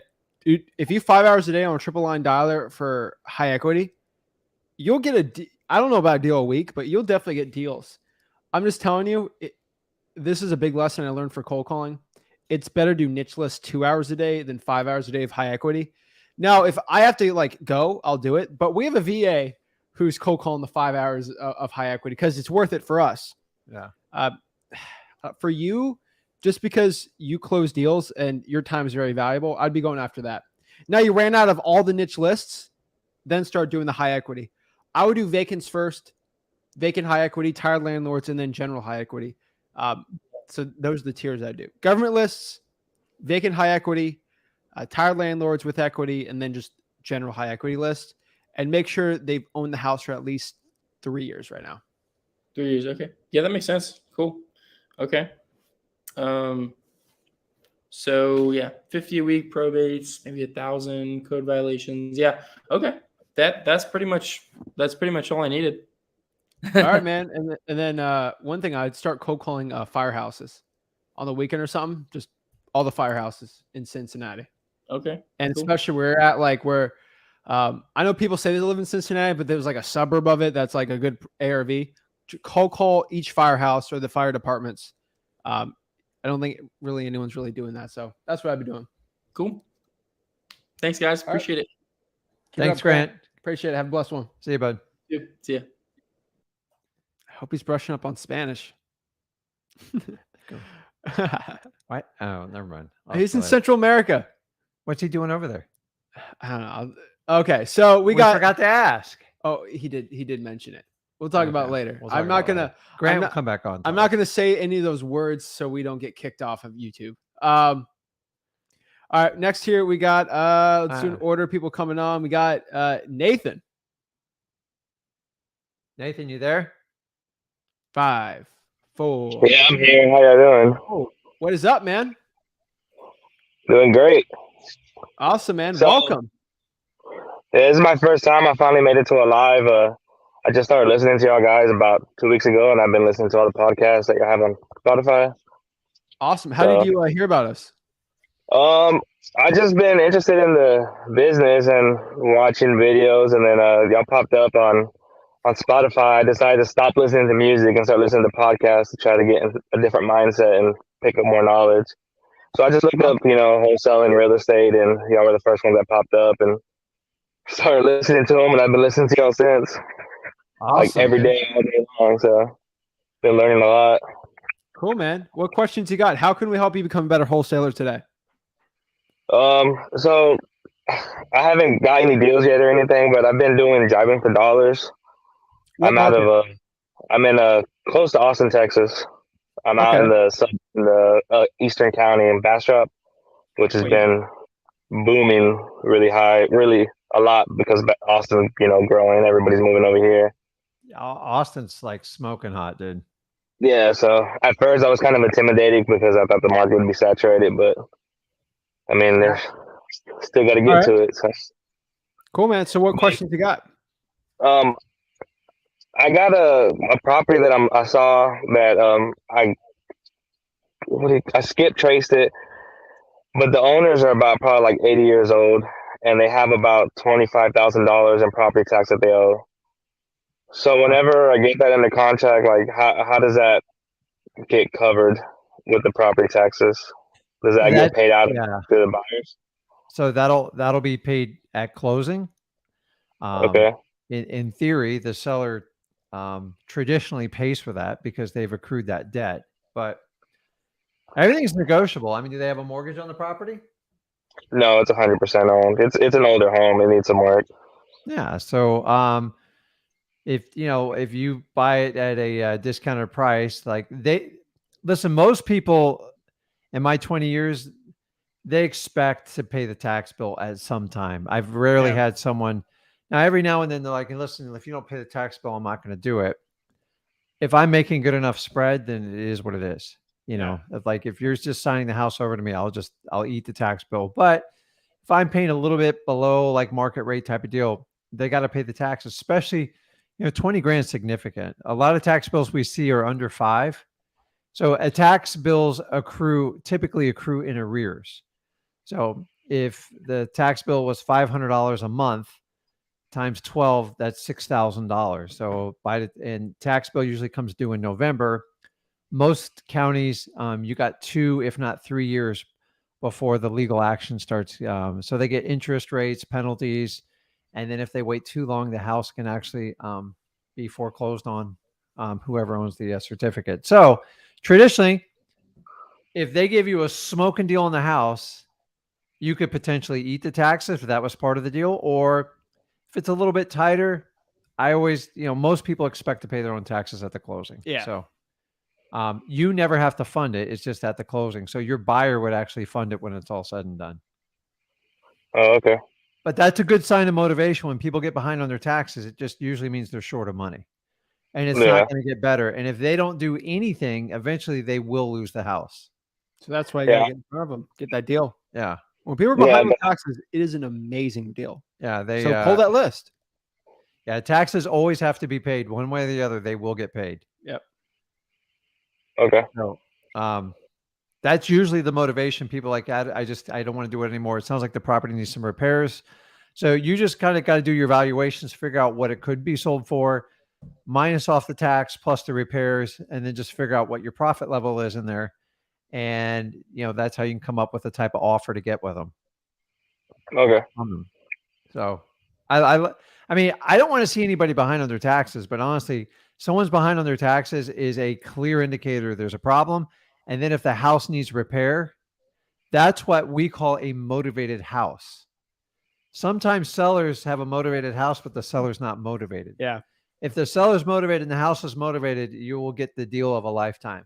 So my theory is if the house is motivated, but the seller is not, I always keep them in my database and I keep following up with them. Sooner or later, something will change. I promise you. Okay. Awesome. What else you got? That's about it right now. My biggest question. Okay, all right, man. Well, you know where we're at if you got any more questions. Oh, yeah. Thank you. I appreciate you tuning in, man. Thank you. Thank you. Boom. All right. Next person we got, Dylan. Hey, what is up, guys? What's up, man? Dylan? How you doing, man? Remember Good, our conversation last week? Of course. I Got the watched questions? Let's get it. Oh, Let's get it. I should take a First bathroom off, as break always, just want to say thanks again for taking my call. I always appreciate it. Love hopping on here with you guys. Want to make the most of the time. So first question right off the bat, Rick, really appreciate all the answers that you gave me last week. One of the questions that I wanted to make sure that I ask you right out of the gate is, because I've kind of heard you go through this before, and feel like I've learned a really good format from what you've taught to get to the person's home, the personal representative. Once you make that initial contact, I literally am typing down the questions. I love the mock call that you guys did today. That was just, I mean, really, really helpful. I was literally typing down everything you guys were saying as you were saying it. So it's recorded, man. You're good. I know, but they've done studies where, if you repeat something, you have a certain level of retention. If you write it, the best thing is if you teach it. If you teach a concept, it increases your retention. I mean, like over 85%. It's the highest level. So, got it. But basically, once you get to that person's home, can you let me know what are some of the things that you say or some of the common objections or concerns that someone has once you get to the home? And because I've heard you say, okay, well, why don't when I've said, okay, how can I move forward if I don't know where the process is, or if I don't know the house, and you say, okay, well, let me come over, we'll establish that, we'll build that relationship thing. But once you're there at the person's home and someone says, hey, how can I move forward? I don't own this property. Can you let me know what you come back with? So the first thing I try to do is just get them comfortable with you, because you ever meet someone for the first time, I don't care what you think or what you think they're thinking, you don't know. So we are terrible as human beings trying to interpret what the other person is thinking about us. So if you're an entrepreneur, you got to take that guesswork out and just hit them in the gut with it. So small talk, like rapport building. And a lot of times I'll go like this. Hey, Dylan, like, I know we don't know each other all that well. What is your biggest concern with working with someone like me? Like, what is it that, like, what is your, I don't use the word fear, but like, what is it you're looking for? And just ask him, because Most people are going to answer just like this. I'm looking for someone who's honest, trustworthy, not going to take advantage of me, and understands that like this was my mom's house and I'm emotional and I'm not stable with it and I don't want to be taken advantage of. Or if I get upset or cry, you're not going to look at me as like a weaker person. I get this stuff all the time. And if you throw it out there and get it out, they're going to they're going to feel like they tell you kind of like their deepest, darkest secret. Most people don't trust you when you walk in. And the question is, how can you win that trust?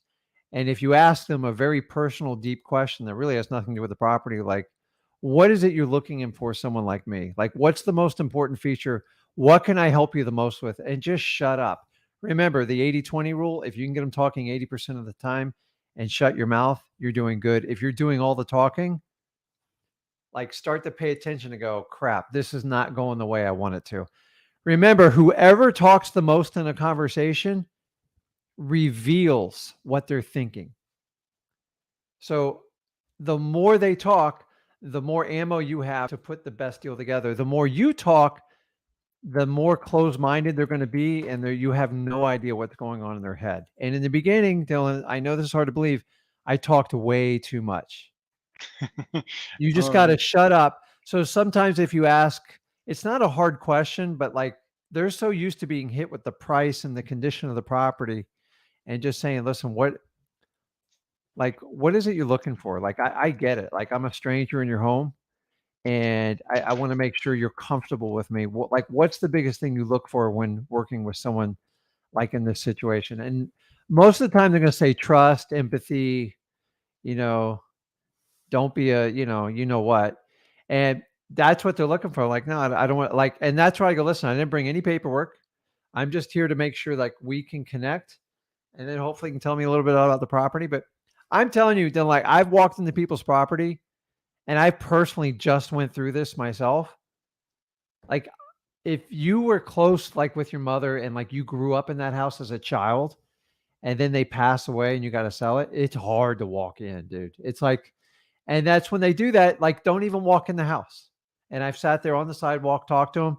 I go, listen, just give me like 5 minutes. Let me just walk through the house real quick, just to get an idea so I can put some numbers together for you. So the next time we meet, I have it together for you. And I get some people in probate, they're ruthless. Like, you can tell they don't give a crap. They just want the house sold and you got to get them away from the transaction. So I like to ask people, not off the wall questions, but something that's not a yes, no answer that has nothing to do with the property. And if you tell them, hey, what's your biggest concern with working with someone like me, and just shut up, they'll tell you every time. They're like, listen, I don't know if I trust you and I'm not sure I will ever trust you. And then that's when I say, what can I do to demonstrate my trust to you? So a big part of it. Here's a little keys, guys, to get people's trust in probate. If you got a really good deal going, give them an offering that's not going to kill you. Within $100, no more. By the way, most of them are missing keys. I offer to get keys cut. Why? Because if you get a key cut, you now have control of the property, so to speak. The only person going in and out of there is you and the seller. Okay. Number 2, offer to cut the lawn if the lawn is high. It's a great gesture and you will win their heart over every time when you do it. Like, you see the lawn's coming up, I go, typically you're going to show up on a code violation. I tell you what, I know we haven't done business. Let me demonstrate my trust. Do you mind if I have somebody come by and cut the lawn for you? Yeah. I even turn the utilities on in my name. Who cares? Like, little things go a long way. And then if you're trying to buy time, no one's coming around the back door if you're running the utilities on that property or mowing the lawn. So just like little things like that, like if it's up north, if you have somebody clear the driveway of snow, like little stuff like that, it's just pressure clean a driveway, crap like that. If someone says, like, to the specific thing, you're at the person's house, you're there with them in the living room, and they say, Rick, I appreciate you coming over. I am interested in selling. Can you let me know? Yeah, I don't even know how it's possible to sell a property that I don't own. And so the first thing I'm going to do, so here's a little trick I'm going to teach everybody on this. A lot of us get flustered when people ask us questions we don't know the answer to. It's human nature, right? So if you ever feel like you're stuck in this barrel, the easiest thing to do is repeat the question back to them. So ask me that question again. Rick, I appreciate you coming over, and I'm interested in selling, but to be honest, I don't even know how I'd be able to sell a property that I don't own. Hey, Dylan, you know what? I understand you don't know how to sell a property you don't like technically legally own yet. And I'm here to kind of I'm going to give you some baby steps and tell you how the process works. Because at the end of the day, your goal is to sell the property and just kind of move on with your life, correct? Yeah. Okay. So let me just pick 1 or 2 baby steps for you that we can make some progress for you. And that way, I'm not here to overwhelm you. I'm actually here to help you out. This is where most wholesalers or real estate investors try to run you over with their expertise. You just have to solve one problem. Remember, 6 touches. Don't try to take it down in 1. So I'm going to go in and get details. So let me ask you this. Did your aunt die with a will? Like a simple yes or no question. If it's complicated, you're going to get really complicated answers. So try to ask questions you already know the answer to. Did they die with a will? That tells you. Okay. Did somebody petition to open a probate? That's another yes or no question. They typically know the answer. And then the minute they feel frustrated, Dylan, that's when you back off. Yep. Hey, Dylan, are you the personal representative for your mom's estate? And then just write down some information if you have like a notepad, and you take it back and go, listen, I have some information here. I think I can help start the process, get going. And then constantly, once again, Dylan, do you have any questions for me? Because what I'm going to do is take all this information back. I'm going to go meet with my team, my title company, my probate attorney. I'm going to find the best way to solve this for you. You know why I do that? Because when another wholesaler comes behind me, you're going to go, no, I'm working with Rick. He's got all the information. He's working on it. So I want to block anybody else from coming in and show them I'm going to put a ton of time in this and help you out. And by the way, I noticed your lawn was a little bit high. Dylan, are you okay spending $50 to take a gamble to see if you can make 50 grand? I do it all day long. You got about a 70% favorable on doing that. So remember, I'm not trying to solve it all in one shot. And honestly, if I'm new and I don't know those answers, I'm just going to get the basic information. Did you die with a will? Are you the personal representative? And what's the condition of the house? You walk out of that, you can put any deal together. Mm-hmm. Okay. I'd like to ask you, when pulling a list on listrei.com, how do you find the PR? So I know you're finding it's saying, hey, here's a person who You're has. not going to find it on there. You won't. I know you won't find it on listrei.com, but once you pull a property that you have pulled from listrei.com, pre-probates, you have that property, then in your list, then what do you do to find the PR? So you don't. You skip trace it though. To a point. So you could skip trace it. Skip trace it. And then some skip tracing has relatives information. Yeah. Use like True People Search if you want to do it for free. There's relatives on there. Yeah. Remember, pre-probate is it's kind of a shotgun approach. Yeah, it's not guaranteed, but most of them have probate phone numbers. Yeah. I mean relatives phone numbers and relative emails. That's how you do it. Remember, when you do the pre-probate strategy, is you're just throwing a wide net. So you're not going to get into the weeds. Is there a will? Who's the PR? Who's filed the, who's a petitioner? You just want to find out if there's any interest in selling a property. The whole preface is that you're beating all the competition to it. But if you're going to sit there and do all that exhaustive research, it's going to be too much. Like we've tried it, dude. It's exhausting. But you can do the skip tracing and do a wide net. That's the only one that works. Well, when you mark it to so you take an address that showed up on a pre-probate list on listrei.com, skip trace it, and you're going to you obviously can see who the person is who passed away, their last name, and then you can go to True People Search or other provider and skip trace and see if anyone else shows up with that same last name, and then reach out to them. No, there's a separate list when you skip trace. It'll say relatives phone number, relative's name. There's usually a relative 1, 2. Sometimes there's a 3 and a 4. Mm-hmm. You get the relative's phone number. You mix that with the decedent's address, and then that's how you put 2 and 2 together.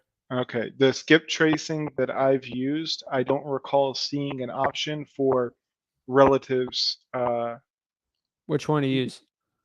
Well, it's been Versium, PropStream, and Batch. Yeah, Versium won't do that. They're great, but they won't do it. You got to find one that will. Yeah. Okay. Okay. So that's very helpful. On the direct marketing side or the direct mail side, I know you said that you use that as your main channel or one of your main channels for, especially for probate leads. What is the system that you guys have in place to receive those inbound calls? It's simple. Phone rings, you answer it. Acquisitions manager answers it. Yeah. So ideally, the person who runs acquisitions, which is like most of you people, I did this the first 7 years of my wholesaling career. Whoever answers that phone has to be the sharpest person in your business, because these are conversations that most VAs can't walk through. They don't understand it because they just want to get the price right away. Yeah. So when people call on probate, I'm just going to warn you guys, they are long-winded conversations. There's no way to avoid it. If you think you're going to jam them in 3 minutes, you're not going to get a good deal. True. Go back and do your $10,000 probates, because if you're trying to make a six-figure deal, you want to stick to it. So you got to, whoever answers, typically would be the acquisition man or woman. And the less you can hand the lead over, the better off you're going to do. Yeah. Well, perfect, because I'm a one-man operation. So that's how I did it. I'm the sharpest person in my business, and I'm also the dumbest person in my business. But they're going to be your highest paid one. So like, so many people want to outsource this. And listen, it's not a huge phone call. And by the way, have a dedicated phone number that calls up in your caller ID, and it should say like probates. Mm-hmm. Back in the old days, we used to have dedicated phones all over our hips and beepers. Oh, I'm showing my age. So now when it goes up probate, you know, like, okay, now I'm conditioned to shut my mouth and let them talk. Yeah. When I'm doing regular wholesaling, we're pushing a little bit harder because we got to get through the volume of the numbers. So. Yeah. Okay. And now my last question, you know, I want to be respectful of the time. I called my clerk of courts in my county, and they sent me, you know, they were very kind enough to like help me navigate the website. I pulled the information for the probates, but none of it just provided like a case number, the filing date. There was no property address. There was no one's name. Did you ask? I did ask. They said that they don't have that information. They don't give it out. So I would go to the manager. Okay, you can go there in person. You can, yeah, and most of them legally have to give you a meeting if you request one, like for the manager. Yeah, I mean, you can't do a probate without like there's got to be, so not all probates have real estate in it, just so like they won't all have real estate in it, but you should be able to pull the dockets and find out when there's associated real estate with them. Yeah. The problem is every county does them different. You have to go in person and figure it out, or ask if there's a way I can look at the dockets for all the probates, because then the PR will pop up on there. Court docket is the case of PR representative. Sometimes that's a way around it. You can get around it, where they actually can't give you the probate, but they'll give you the court dockets. Yeah. Sometimes, we don't publicly give that, but you have to go in person and take a picture of it. And they will print out the court dockets for all the probates. That's why you got to go in person. It sucks, not fun, but this is really good news for you. That means no one else. It's harder for people in your county. The harder it is to get, the better it is for you, and the more of a pain in the butt it is for you as well too. But I mean, and that's what I'm focusing on, especially in my market. Is it's similar to you guys, where it is so unbelievably competitive. There are so many people here, and then I mean, Zillow said that Tampa is expected to be like the hottest market for 2022. It is just it is really really challenging. So I'm just trying to dive in. The more difficult it is to obtain the list, the fewer people are likely to be able to have that. And so I'm kind of, as a small one-man operation, shifting towards trying to get the hardest list, because if it's something that can be pulled with any kind of relative ease, it is being absolutely blasted. Yeah. So that's what I've been trying to. They're kind of slow and boring, and that's why. Here's what most people do in probates. I'm going to do probates. I didn't get a deal. I'm quitting probates. It's too much work. It's why I do so well in probates. It's a short-term mentality. Listen, if I only got one probate a year for my marketing, I wouldn't be fine with it, but I would get like an 80% ROI on it. So like, what do I, Yeah. it's not a ton of effort once you dial it in. Once you get it, the hardest part's in the beginning, getting it figured out. But once you figure it out, you can automate some of the stuff and just keep it going. And it's, remember, you're not getting 3 deals a month from probate. You get one here, you get one there, but when you get them, they're monstrous. Yeah. Do you happen to have anything on your mailing mastery course, anything specific to probates? I wrote down what you were talking about here. 14-point font, black ink, white paper, For your letter, blue man. felt. What's that? The problem is if we give a letter template out, Yeah, everyone's going to be doing it. And then when a seller gets 4 of the same templates, it's a nightmare. It happens with direct mail also. So listen, all you got to do is add in your letter, say, listen, and if you give me a call, I can tell you how I can buy your property before the probate process is complete. And look up probate letters for wholesaling and make your own. Like I think people should be making their own though. I just don't give them a reason to call you though. That's not like gimmicky and like works. Yeah. So in your probate letters, you guys address the probate in your mailer? Yes. Most of them is like, sorry for your loss. And then we try in both ways. Event, so you kind of bounce them all over the place. Yeah, you have to test. But the thing is, if you find one effective letter, everyone starts selling it. It gets out of control. And that's one of the reasons I stopped doing like those courses is just be authentic, but give them a reason to call you without explaining all the 100 points you do. Oh, and by the way, I can buy the property before the probate process is complete. Give me a call. I can walk you through it. Something like that. It's true. I'm telling you, it's not a gimmick. It's 100% true. The probate process, you can have 50 pieces of assets in there. You're allowed to liquidate the assets as the seller obliges during the process. Mm-hmm. The idea is so that the estate doesn't get bled to death. This is especially true on very high-end properties that are expensive to run. That's why the courts, but no lawyer will ever offer this up to you. They file a motion to liquidate the asset once they have a consenting agreement. Yep. Mm-hmm. Lawyers hate it, but once they're told to do it and you keep reminding them to do it, they don't have a choice. If the seller agrees to it and they ask the attorney to do it, he has to do it by law. Kind of like how like a real estate agent has to present an offer. It's the same thing. Yep. Okay. Well, I got a caller tomorrow, a seller that I'm going to call back who I stumbled across for another list who turns out to be a probate lead. And so I was waiting to have our call today. And then tomorrow I'm going to call this woman first thing in the morning and see if I can generate anything, because when I first talked to her, the last place we left it was, well, I can't do anything because it's in probate and my brother's, disputing it and he's trying to gain, he wants to have it for himself. And so we have to wait till the probate process ends. And that's where I left it. So that's where I want to pick it up now that I've got to talk with you guys and go over all this. Yeah. Remember, you're not there to solve who gets what for the money. Like that's none of your business. And I tell them that I'm there to fight for the petitioner. By the way, here's another little tip to share with you guys. You got to work with an attorney. You can actually make it where the petitioner gets an extra 10 to 25% of the proceeds for the services they provide. I don't like to provide that unless like it's got to help close the deal, because some of the petitioners have to do a ton of work, like getting the house ready, like making sure the lawn's mowed. They can be compensated for that. I always work through an attorney when I do that and just let them know you're fighting for them, because a lot of time the brother's on, like in California, he just wants his 50,000. He doesn't want to do anything. Mail me a check. Yep. It's exactly the situation here. So remember, you're always loyal to them. If the brother calls you out of the blue, you got to be nice to him, but you cannot run over the person that contacted you originally. Yes. Yeah. Is the petitioner the PR? 9 times out of 10, yes. Okay. Okay. The petitioner is the person that hires the attorney and files the court papers. So okay. Well, man, I'm jacked up, guys. I'm so excited to start going after probates. Thank you so much for all that you do, and man, I really appreciate everything. That was my my Zach impression. Love it, Dylan. Hey, keep helping more people. I'll get out of your hair. You guys take care. Great to talk to you. Thank you so much. All right. Awesome. Thanks, man. All right. Bye. Boom. All right. Next here we got 1 Ton Patriot. What's up, Yo, man? what's up?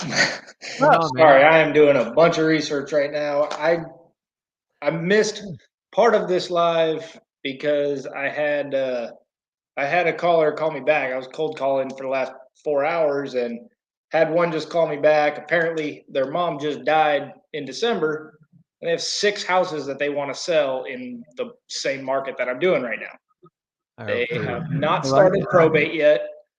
They don't know where the keys are for the properties. They don't know what to do. He wants to get a lawyer. There's 2 brothers and a daughter involved. They have a will, but they don't know the location of it currently. So they're trying to get all that figured out. Okay. I was just on the phone with him, so I had to pause the live and deal with that for a few minutes. So I missed a couple of things in there. While I've been listening to you guys, I've been looking up the properties, writing down values and addresses, and I've been on the county assessor's website looking up taxes and everything on all these properties, trying to get all the information I can. Now, how exactly, he's dead set on, I want to get an attorney before I do anything. We definitely want to sell him, but I mean, we got to figure this out. He doesn't know what to do. He's lost. How should I go about kind of comforting him to get him, should I let him go get an attorney first? Should I try to get something started? I don't even know where to start. So I haven't done probates yet. So when it comes to them wanting to get an attorney, like you don't really have if they want to do it, they're going to do it anyways. Yeah, that's like kind of how I talk to him. You can't force it. Number 2, you have an idea of the condition of these houses, like price range, or he said that they've all been vacant since about 2008. Okay. So they're all going to need renovate. He doesn't have a lot of details on them yet. They're in Ohio. I have, I've looked them all up since in the last 20 minutes, just kind of going over them. Yeah. The values aren't bad, but obviously they're all going to need a lot of work. He said they don't have keys for any of them, so I'm probably going to have them keyed or get a real estate agent out there to help me through this. So let me give you a couple. First of all, avoid the real estate agent like the plague right now, because they're going to work against you in the beginning. Gotcha. Okay. Number 2, are you in Ohio or are you doing it virtual? I'm in California. I'm all virtual. So that's the real estate agent would more be the runner is what I'm looking for. I need somebody local out there that I can get to help me out. Okay. I mean, it's very lucrative. How a property's been vacant since 2008 in this hot market is almost beyond me. Like they're in Allen County, Ohio, just north of Dayton. Don't give addresses. Yeah, please don't. I'm not giving out addresses. It doesn't even come up. It's not on any probate lists or anything.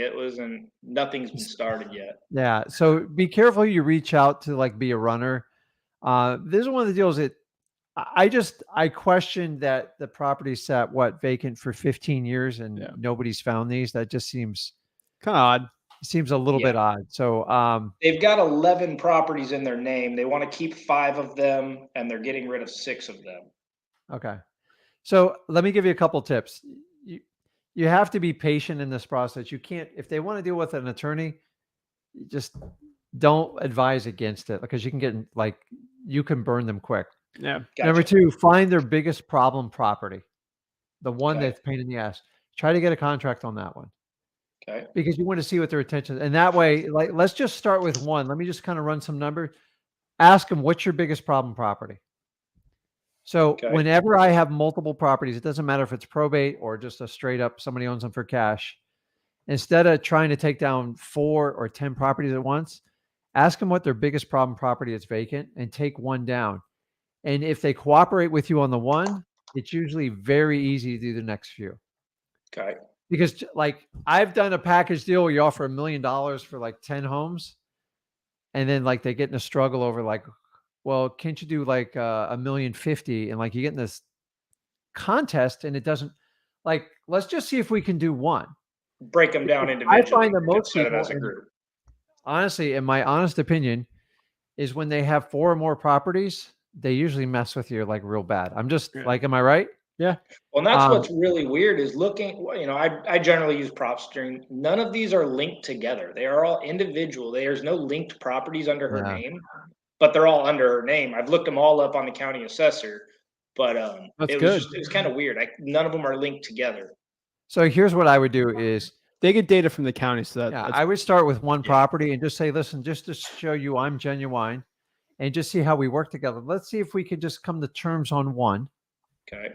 I'll still work with the attorney, and he can look over and okay and endorse everything and go from there. That way you don't waste your time trying to pull all these numbers, have a runner go to 3 million different properties to find out that they're just going to drag this thing on for years. Gotcha. And then you can find out what the process is they're going to do it. And if it goes really well, heck, they've waited 15 years. What's another 2 or 3 months to get these deals done? Yeah. Well, that's I mean, it just happened in December. It's pretty fresh. I wasn't calling them because I was looking at a probate list, and it just kind of happened. Yeah, it happens by accident. But man, these things are like ripe for like they're easy, they're run down. As far as the key thing, that's really easy, and that's a service you can offer them. But start with one property. Don't try to go rekey 6 properties. So one property within $75, you can usually call a locksmith. I'm gonna let you locksmiths don't ask me a lot of questions. You pay them, they'll change the locks on it. They don't care. It was probably legal in your city, county, or state, though. Yeah, but it's if not, you have to get a letter from the owner saying that you have permission to change the locks. Once you do that, you control who goes in and out of that property. Okay. So it's a great investment. Like, and they're aware that I'm not local. So, I mean, I told them that I work with some people in the area, which I do have a list of buyers in that area, but they're aware I'm not local. So, yeah. Well, perfect. I mean, you just got to kind of go through, but just try to take one out of them and see if that way you can just take a small fraction and see if they're going to work with you on it. Because lawyers are going to try to bunch all 5 or 6 of them up. That's kind of where. How complicated is an attorney going to make? What should I be prepared for with an attorney? You know, he wants to go get an attorney, so because they have to start the probate. You know, they have a will, but they have to find it and everything. Go through all of this to start. You just want to make sure you have an assignable contract. So the best way to get an assignable contract by an attorney is use like some of your state accepted contracts, and there's a box. Listen, contracts all do the same thing. It just some have more words than others. So you want to make sure, like, attorneys like to see a lot of paperwork. They're a pain in the butt, and they like to see a deposit. So on something like this, you could leave a $500 deposit on one house, because if you have to do 6, that's going to be $3,000. Yeah, a lot of paperwork, stuff like that. So that's just my suggestion. And then the attorney, I'll prepare you. They're going to make you jump through a few hoops. Like sometimes they want to see proof of funds, all that other fun stuff. But long as you have a signable contract and you get past the attorney, the sky's the limit what you can do with the property. Okay. It has to be an assignable contract to give you options. Oh, yeah. So, yeah, and that's where I generally, you know, I have your guys' contract. I've just kind of cross-referenced to make sure that it'll work out in Ohio and everything. Everything seems all right. So, yeah, I mean, if not, you can find, you know, just realtors like more complicated contracts. They don't like 1 or 2 page contracts. Yeah. So, and then with the title company dealing with probates, how does that, I mean, is that pretty simple? They're usually, I mean, I have a couple title companies out there I work with, but like I said, is there anything I need to expect that they're going to ask from me for a probate? I'm not familiar with. So listen, remember, your main job is to get it under contract and let them pull title and do the work. It might take a little bit to pull title on a property that's been sitting vacant.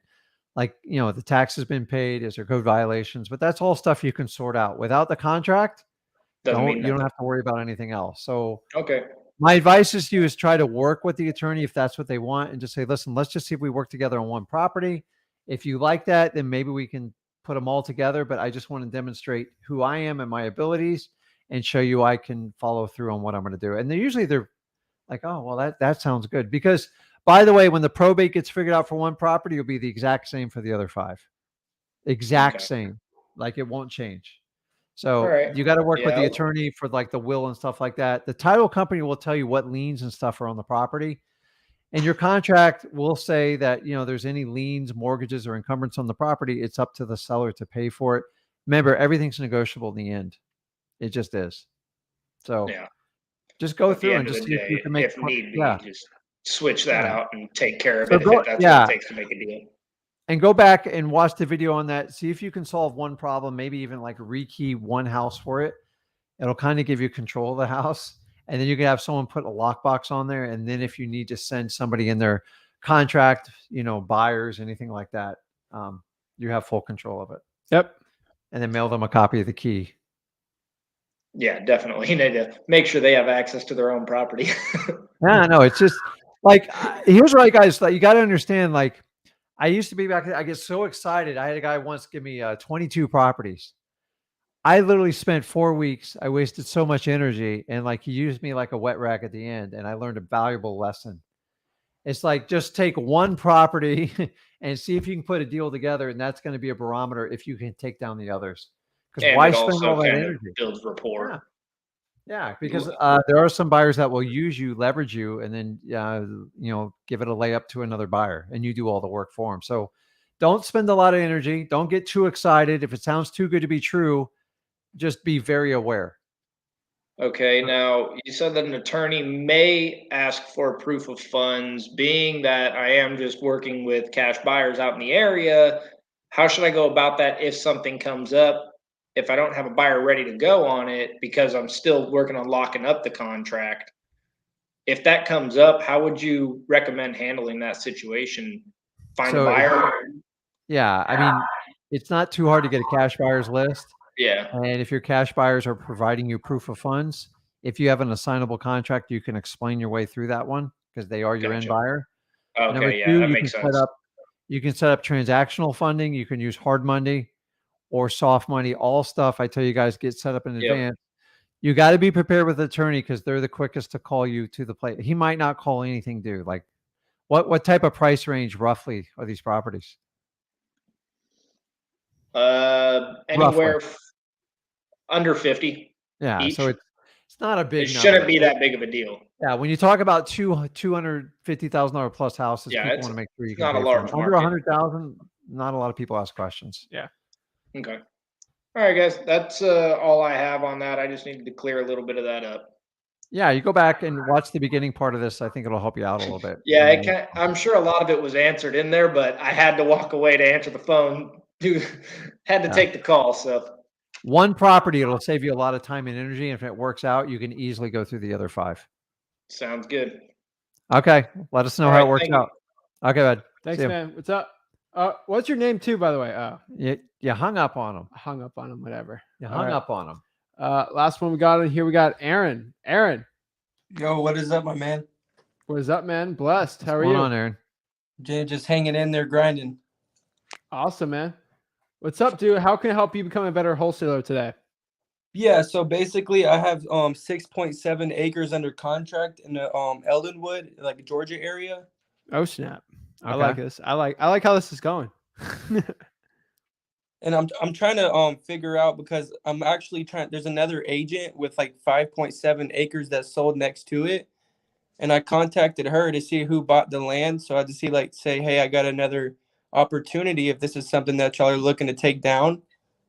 And the agent basically told me that it was actually a homeowner who bought the land. So he paid like a premium for the land because he was going to build a house on it for like his forever home. So basically that kind of like made me thinking like that wouldn't make sense for me to work with somebody like that because I would have to. Dude. What if you? Oh, he definitely would, man. I'm telling you right now. You've said this too. Yeah. The best buyers are neighbors. Yeah, dude. I'm gonna tell you, first of all, there's no question about their dedication because they own the property adjacent to it. And this is like what I do in my current area. Like I hunt every day. Like, and I'm patient. I'll wait 20 years. Like I want every property surrounding my property. And you only get one shot when you get these properties because somebody else buys it. You could be blocked out for 30 years. So, dude, the first thing you do is if there's a house next door, if it's just a vacant lot they're building, exactly what you do, find the agent, find the buyer, and then just cut the agent in. Right. And they'll make it the easiest deal for you in your life. And they'll actually help you price it. Agents typically overprice stuff. And I let them just knock their socks off with it and just pay them a full commission. Right. So basically what you're saying is that so the guy who bought the land next door was somebody who was buying the property to actually like have a house to live on. So you're telling me to see if he's interested on this land as well? Yeah, maybe he doesn't want neighbors and he's rich. Yeah, maybe he looks like an empty field. Maybe like you have no idea. Like people like their privacy, and if sometimes they can just buy the raw land and not even build on it for the option down the road. Let me give you a quick story. My neighbor, where I live right now, he bought this house on the water.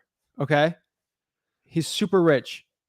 He bought the other house on the water, $1 million, like millions of dollars. He bought it, knocked it down just so he didn't have to do a neighbor. He did all the other plot next to him, and this is like a corner, like on the river. Like he literally bought 2 houses, his neighbor's houses, for cash because he was waiting until they sold them, knocked them down, and just don't want a neighbor. Yeah. How much? All these people. What do you got it under contract for? Yeah, so I'm actually reversing on this one because I didn't know because I was thinking so it wouldn't make sense for me to lock it up on a high number because I didn't think the guy would want to buy extra land because he'd probably be like, hey, look, I've already bought my land. I've already spent my investment. I don't want to do anything else with it. And so what I was thinking is I definitely have to lock it way less because a developer has to like do the soil testing and it has to have sewage and all that stuff and utilities. And so I knew I would have to get it at a way, way lower numbers. That way I could just see if a developer has an opportunity and see what they wanted to do with it. But the thing is, so I contacted a different agent close to it with another area that the land is sold. It was a different lot. And the thing was, she basically told me that he wasn't a developer. So I said, okay, like, can I have his number and I'll pay you a commission or a finder's fee? And she just hasn't replied, or I guess she doesn't really take her job seriously because she just doesn't reply and like just kind of like tries to be bossy about everything, which I don't I don't understand it. Like I'm just trying to like make a win-win for everybody. I always try to work with the realtor, but if they're going to be lazy and not do anything after a certain given time, I'm going to skip the realtor and go straight to the owner and just say, listen, you can't go to that owner unless you have it under contract because he'll cut you out in a heartbeat. That's just how the game's played. So the ideal situation is like, hey, listen, how much would you pay me for this property? And the minute you do that, he's going to go find the owner and try to make the bid himself and cut you out going, okay, I don't need to deal with this person and when I can get it direct. They rarely ever do that with a realtor. Right. But I think you're making a lot of assumptions about the seller.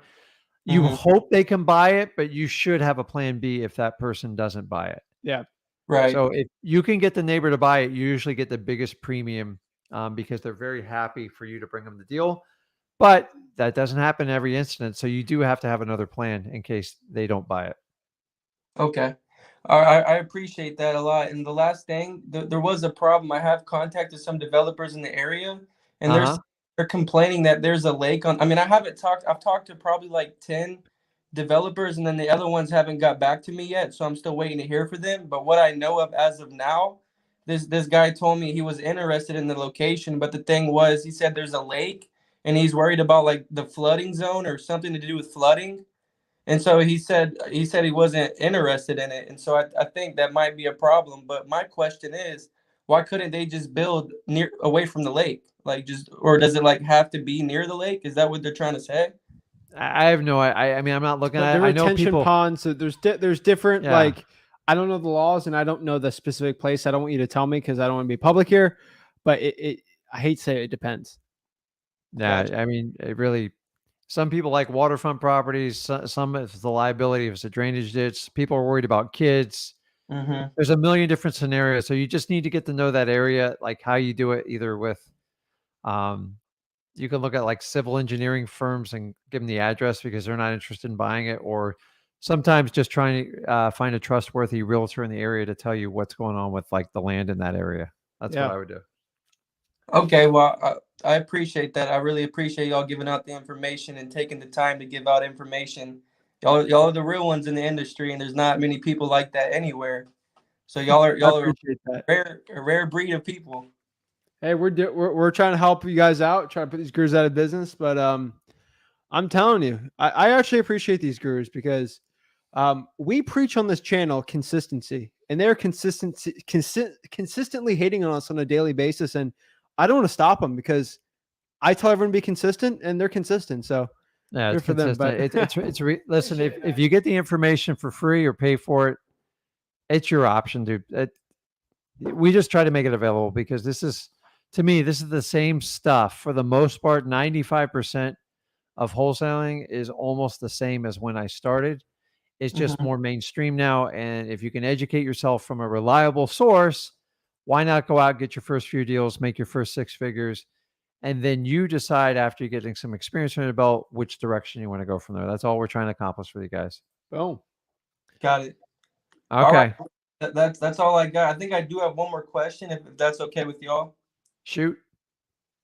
Okay. Well, yeah. So basically, also, so say if I've had come with this problem before, is where I've actually got a contract and then the seller just goes MIA and never replies back, and after they've signed the paperwork. And so I did get somebody that I was working for to place a lien on the property. But doesn't that have to be in the contract like prior hand? Isn't that illegal if you do that without like letting them know beforehand? Don't do a lien. Do an affidavit of equitable interest. Do you have earnest money already put down? Yes. Okay. I'm not a lawyer here. Most investors could do that. It just depends, though. Yeah. So the truth of the matter is, when you file, so you're not really doing a lien, because the only way you can file a lien is if you've had a service rendered on the property and you didn't get paid for it. So recording a lien is going to get wiped out in a heartbeat. Yeah, it won't be a lien. Okay. So you'd have to record something on record. It's basically called clouding the title. So it's called a memorandum of affidavit. Yeah, I didn't mean a lien. I meant that what y'all were talking about. That's what happened. But the thing is, it's happened again, and I never got to see the end result because I was working for my mentor at the time when he did it. So that's why I'm asking, because so if I don't actually have the money to make it, like if I don't have the money to buy the property, right? And I file that against them, isn't that against the law because I don't really have the money to do it? Well, so I'm going to tell everybody watching this, if you do not have experience, and I'm talking like years in the business, it is reckless to file these memorandums, because now it can come back and bite you in the butt with an attorney and a judge. And if you cannot prove every square inch of your business, you now get sued for defamation of title. Yeah. And it can be very, very expensive, because if you put that seller in a bind, these are the situations I want everyone to avoid. How do you avoid it? You prepare yourself. Private money, hard money, soft money. Like, make sure you have an out on your contract if that's what you want to do. When you file these memorandums, it opens you up to a lawsuit. And a good attorney, if you do not have experience, they'll eat you alive. I'm just telling you, man. Like, I've been through this. They're going to want to see your escrow, the deposit letter, the date it was put in. They're going to look at everything. They're going to go look at your history, how many houses you closed on, your experience level. And then they're going to depose the homeowner, and they're always going to believe the homeowner. If you have people falling out of contract, I'm going to give you a recommendation. You got to like sit down and go, okay, what am I doing that people keep falling out of contract? Because some people have just seller's remorse. We get it all the time. The best way when someone falls out is, are you doing it local or virtual? Virtual. Okay. You got to get in contact with that seller, because there's some point you are not driving home for them to back out. I very rarely get somebody back out unless they're coerced by another person, either another wholesaler or a real estate agent. And we always get to the bottom of it. So when you're doing your contracts, you got to find a way to engage them more, because if they're falling out that easily, you're not getting your point across on the contracts. We have a legitimate bona fide deal. We're giving a deposit. I'm giving it to the title company. The title company will call you tomorrow, start getting all your information. If you're just writing contracts and they're never hearing from you again, or like a title company or any type of attorney, they get a little wishy-washy, especially if you're doing it virtual. So I would find some things to anchor them more to your deal. Like, I'm not scared to tell people, like, you ever deal with sellers and they're just wishy-washy? Go, listen, Joan, like, this is a legal document you're signing. I know DocuSign doesn't feel as real, but when we go forward, I give it to the title company. Once we do that, it costs money to pull the title, and we're on the hook for it. So if you have any reservations, let's talk about it now. So when you get ones that are like a little squirrely, you're better off having that hard conversation up front than finding them they're going to ghost you and disappear. And then you file a memo. Somebody convinces you to file the memo, and random equitable interest. Yeah, and then you have no idea what you're doing. You haven't closed on a house before. Then you're the one that's going to get sued, and you're like, I'm never doing wholesaling again. This is a dangerous business. I don't like filing the memos unless I'm being taken advantage of. So if you have seller's remorse and someone's giving you $5,000 more, that's not fair. But keep in mind, if you just go and cloud it and walk away from it, and by the way, this stuff can come back to you like 5 years later. Like say you're completely out of the business, you filed it. They can get you for like 5 years. Like it's crazy what a attorney can go after. So I don't like filing them without at least running it by a title company or an attorney. And you better have a legitimate excuse. And by the way, when you file it, you have to prove you showed up to try to close on the property. You were ready to fund it and you were ready to move forward. If you can't prove that stuff, you are going to lose if you get countersued on this. Oh, that makes more sense for the way you're putting the perspective. So say if I don't have the money, but I do transactional funding, will that count as me technically having the money, or are they still going to say you still didn't have the money? You have to show, so if you're going to do that, you have to make a point to set a date at the title company, show up and have everything ready to go. As painful as it sounds, but that shows you are ready, willing, and able to do it. If they want to sit there and go, well, you weren't the buyer, I go, well, as long as it's an assignable contract, it's completely legal. But you got to work at the root of the problem and find out why these people are getting out of these contracts. I'm just telling you, that's your bigger problem. You're going to lose some people virtually. It's just the name of the game. You got to find a way to anchor them in a little bit better. Just say, listen, you're entering in the legal contract. If you got any questions, let's talk about it now. And then the minute after they sign the contract, usually that night or the next day, you should have somebody at the title company reaching out, getting their contact information, their mortgage company information. That way they go, oh crap, man, I'm on the hook. It wasn't just like, it wasn't just Aaron just saying, hey, I spoke to June over at the title company. Right. And then they feel a little bit more obligated. So I'd find more ways to tie them into your contracts. Yep. Thank you. Thank you very much, Rick. I appreciate No problem, man. Y'all have a blessed night. Okay. You too. Awesome. Have a good one there. Thanks. You're welcome. Boom. All right, guys, that is probates.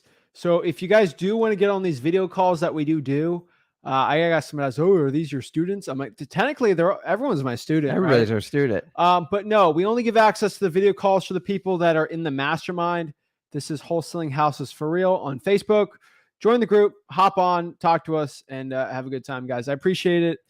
This is Probates from start to finish. This is Zach Ginn signing off. Rick Ginn signing out. Saying, have a blessed one. Thanks, guys. Thanks.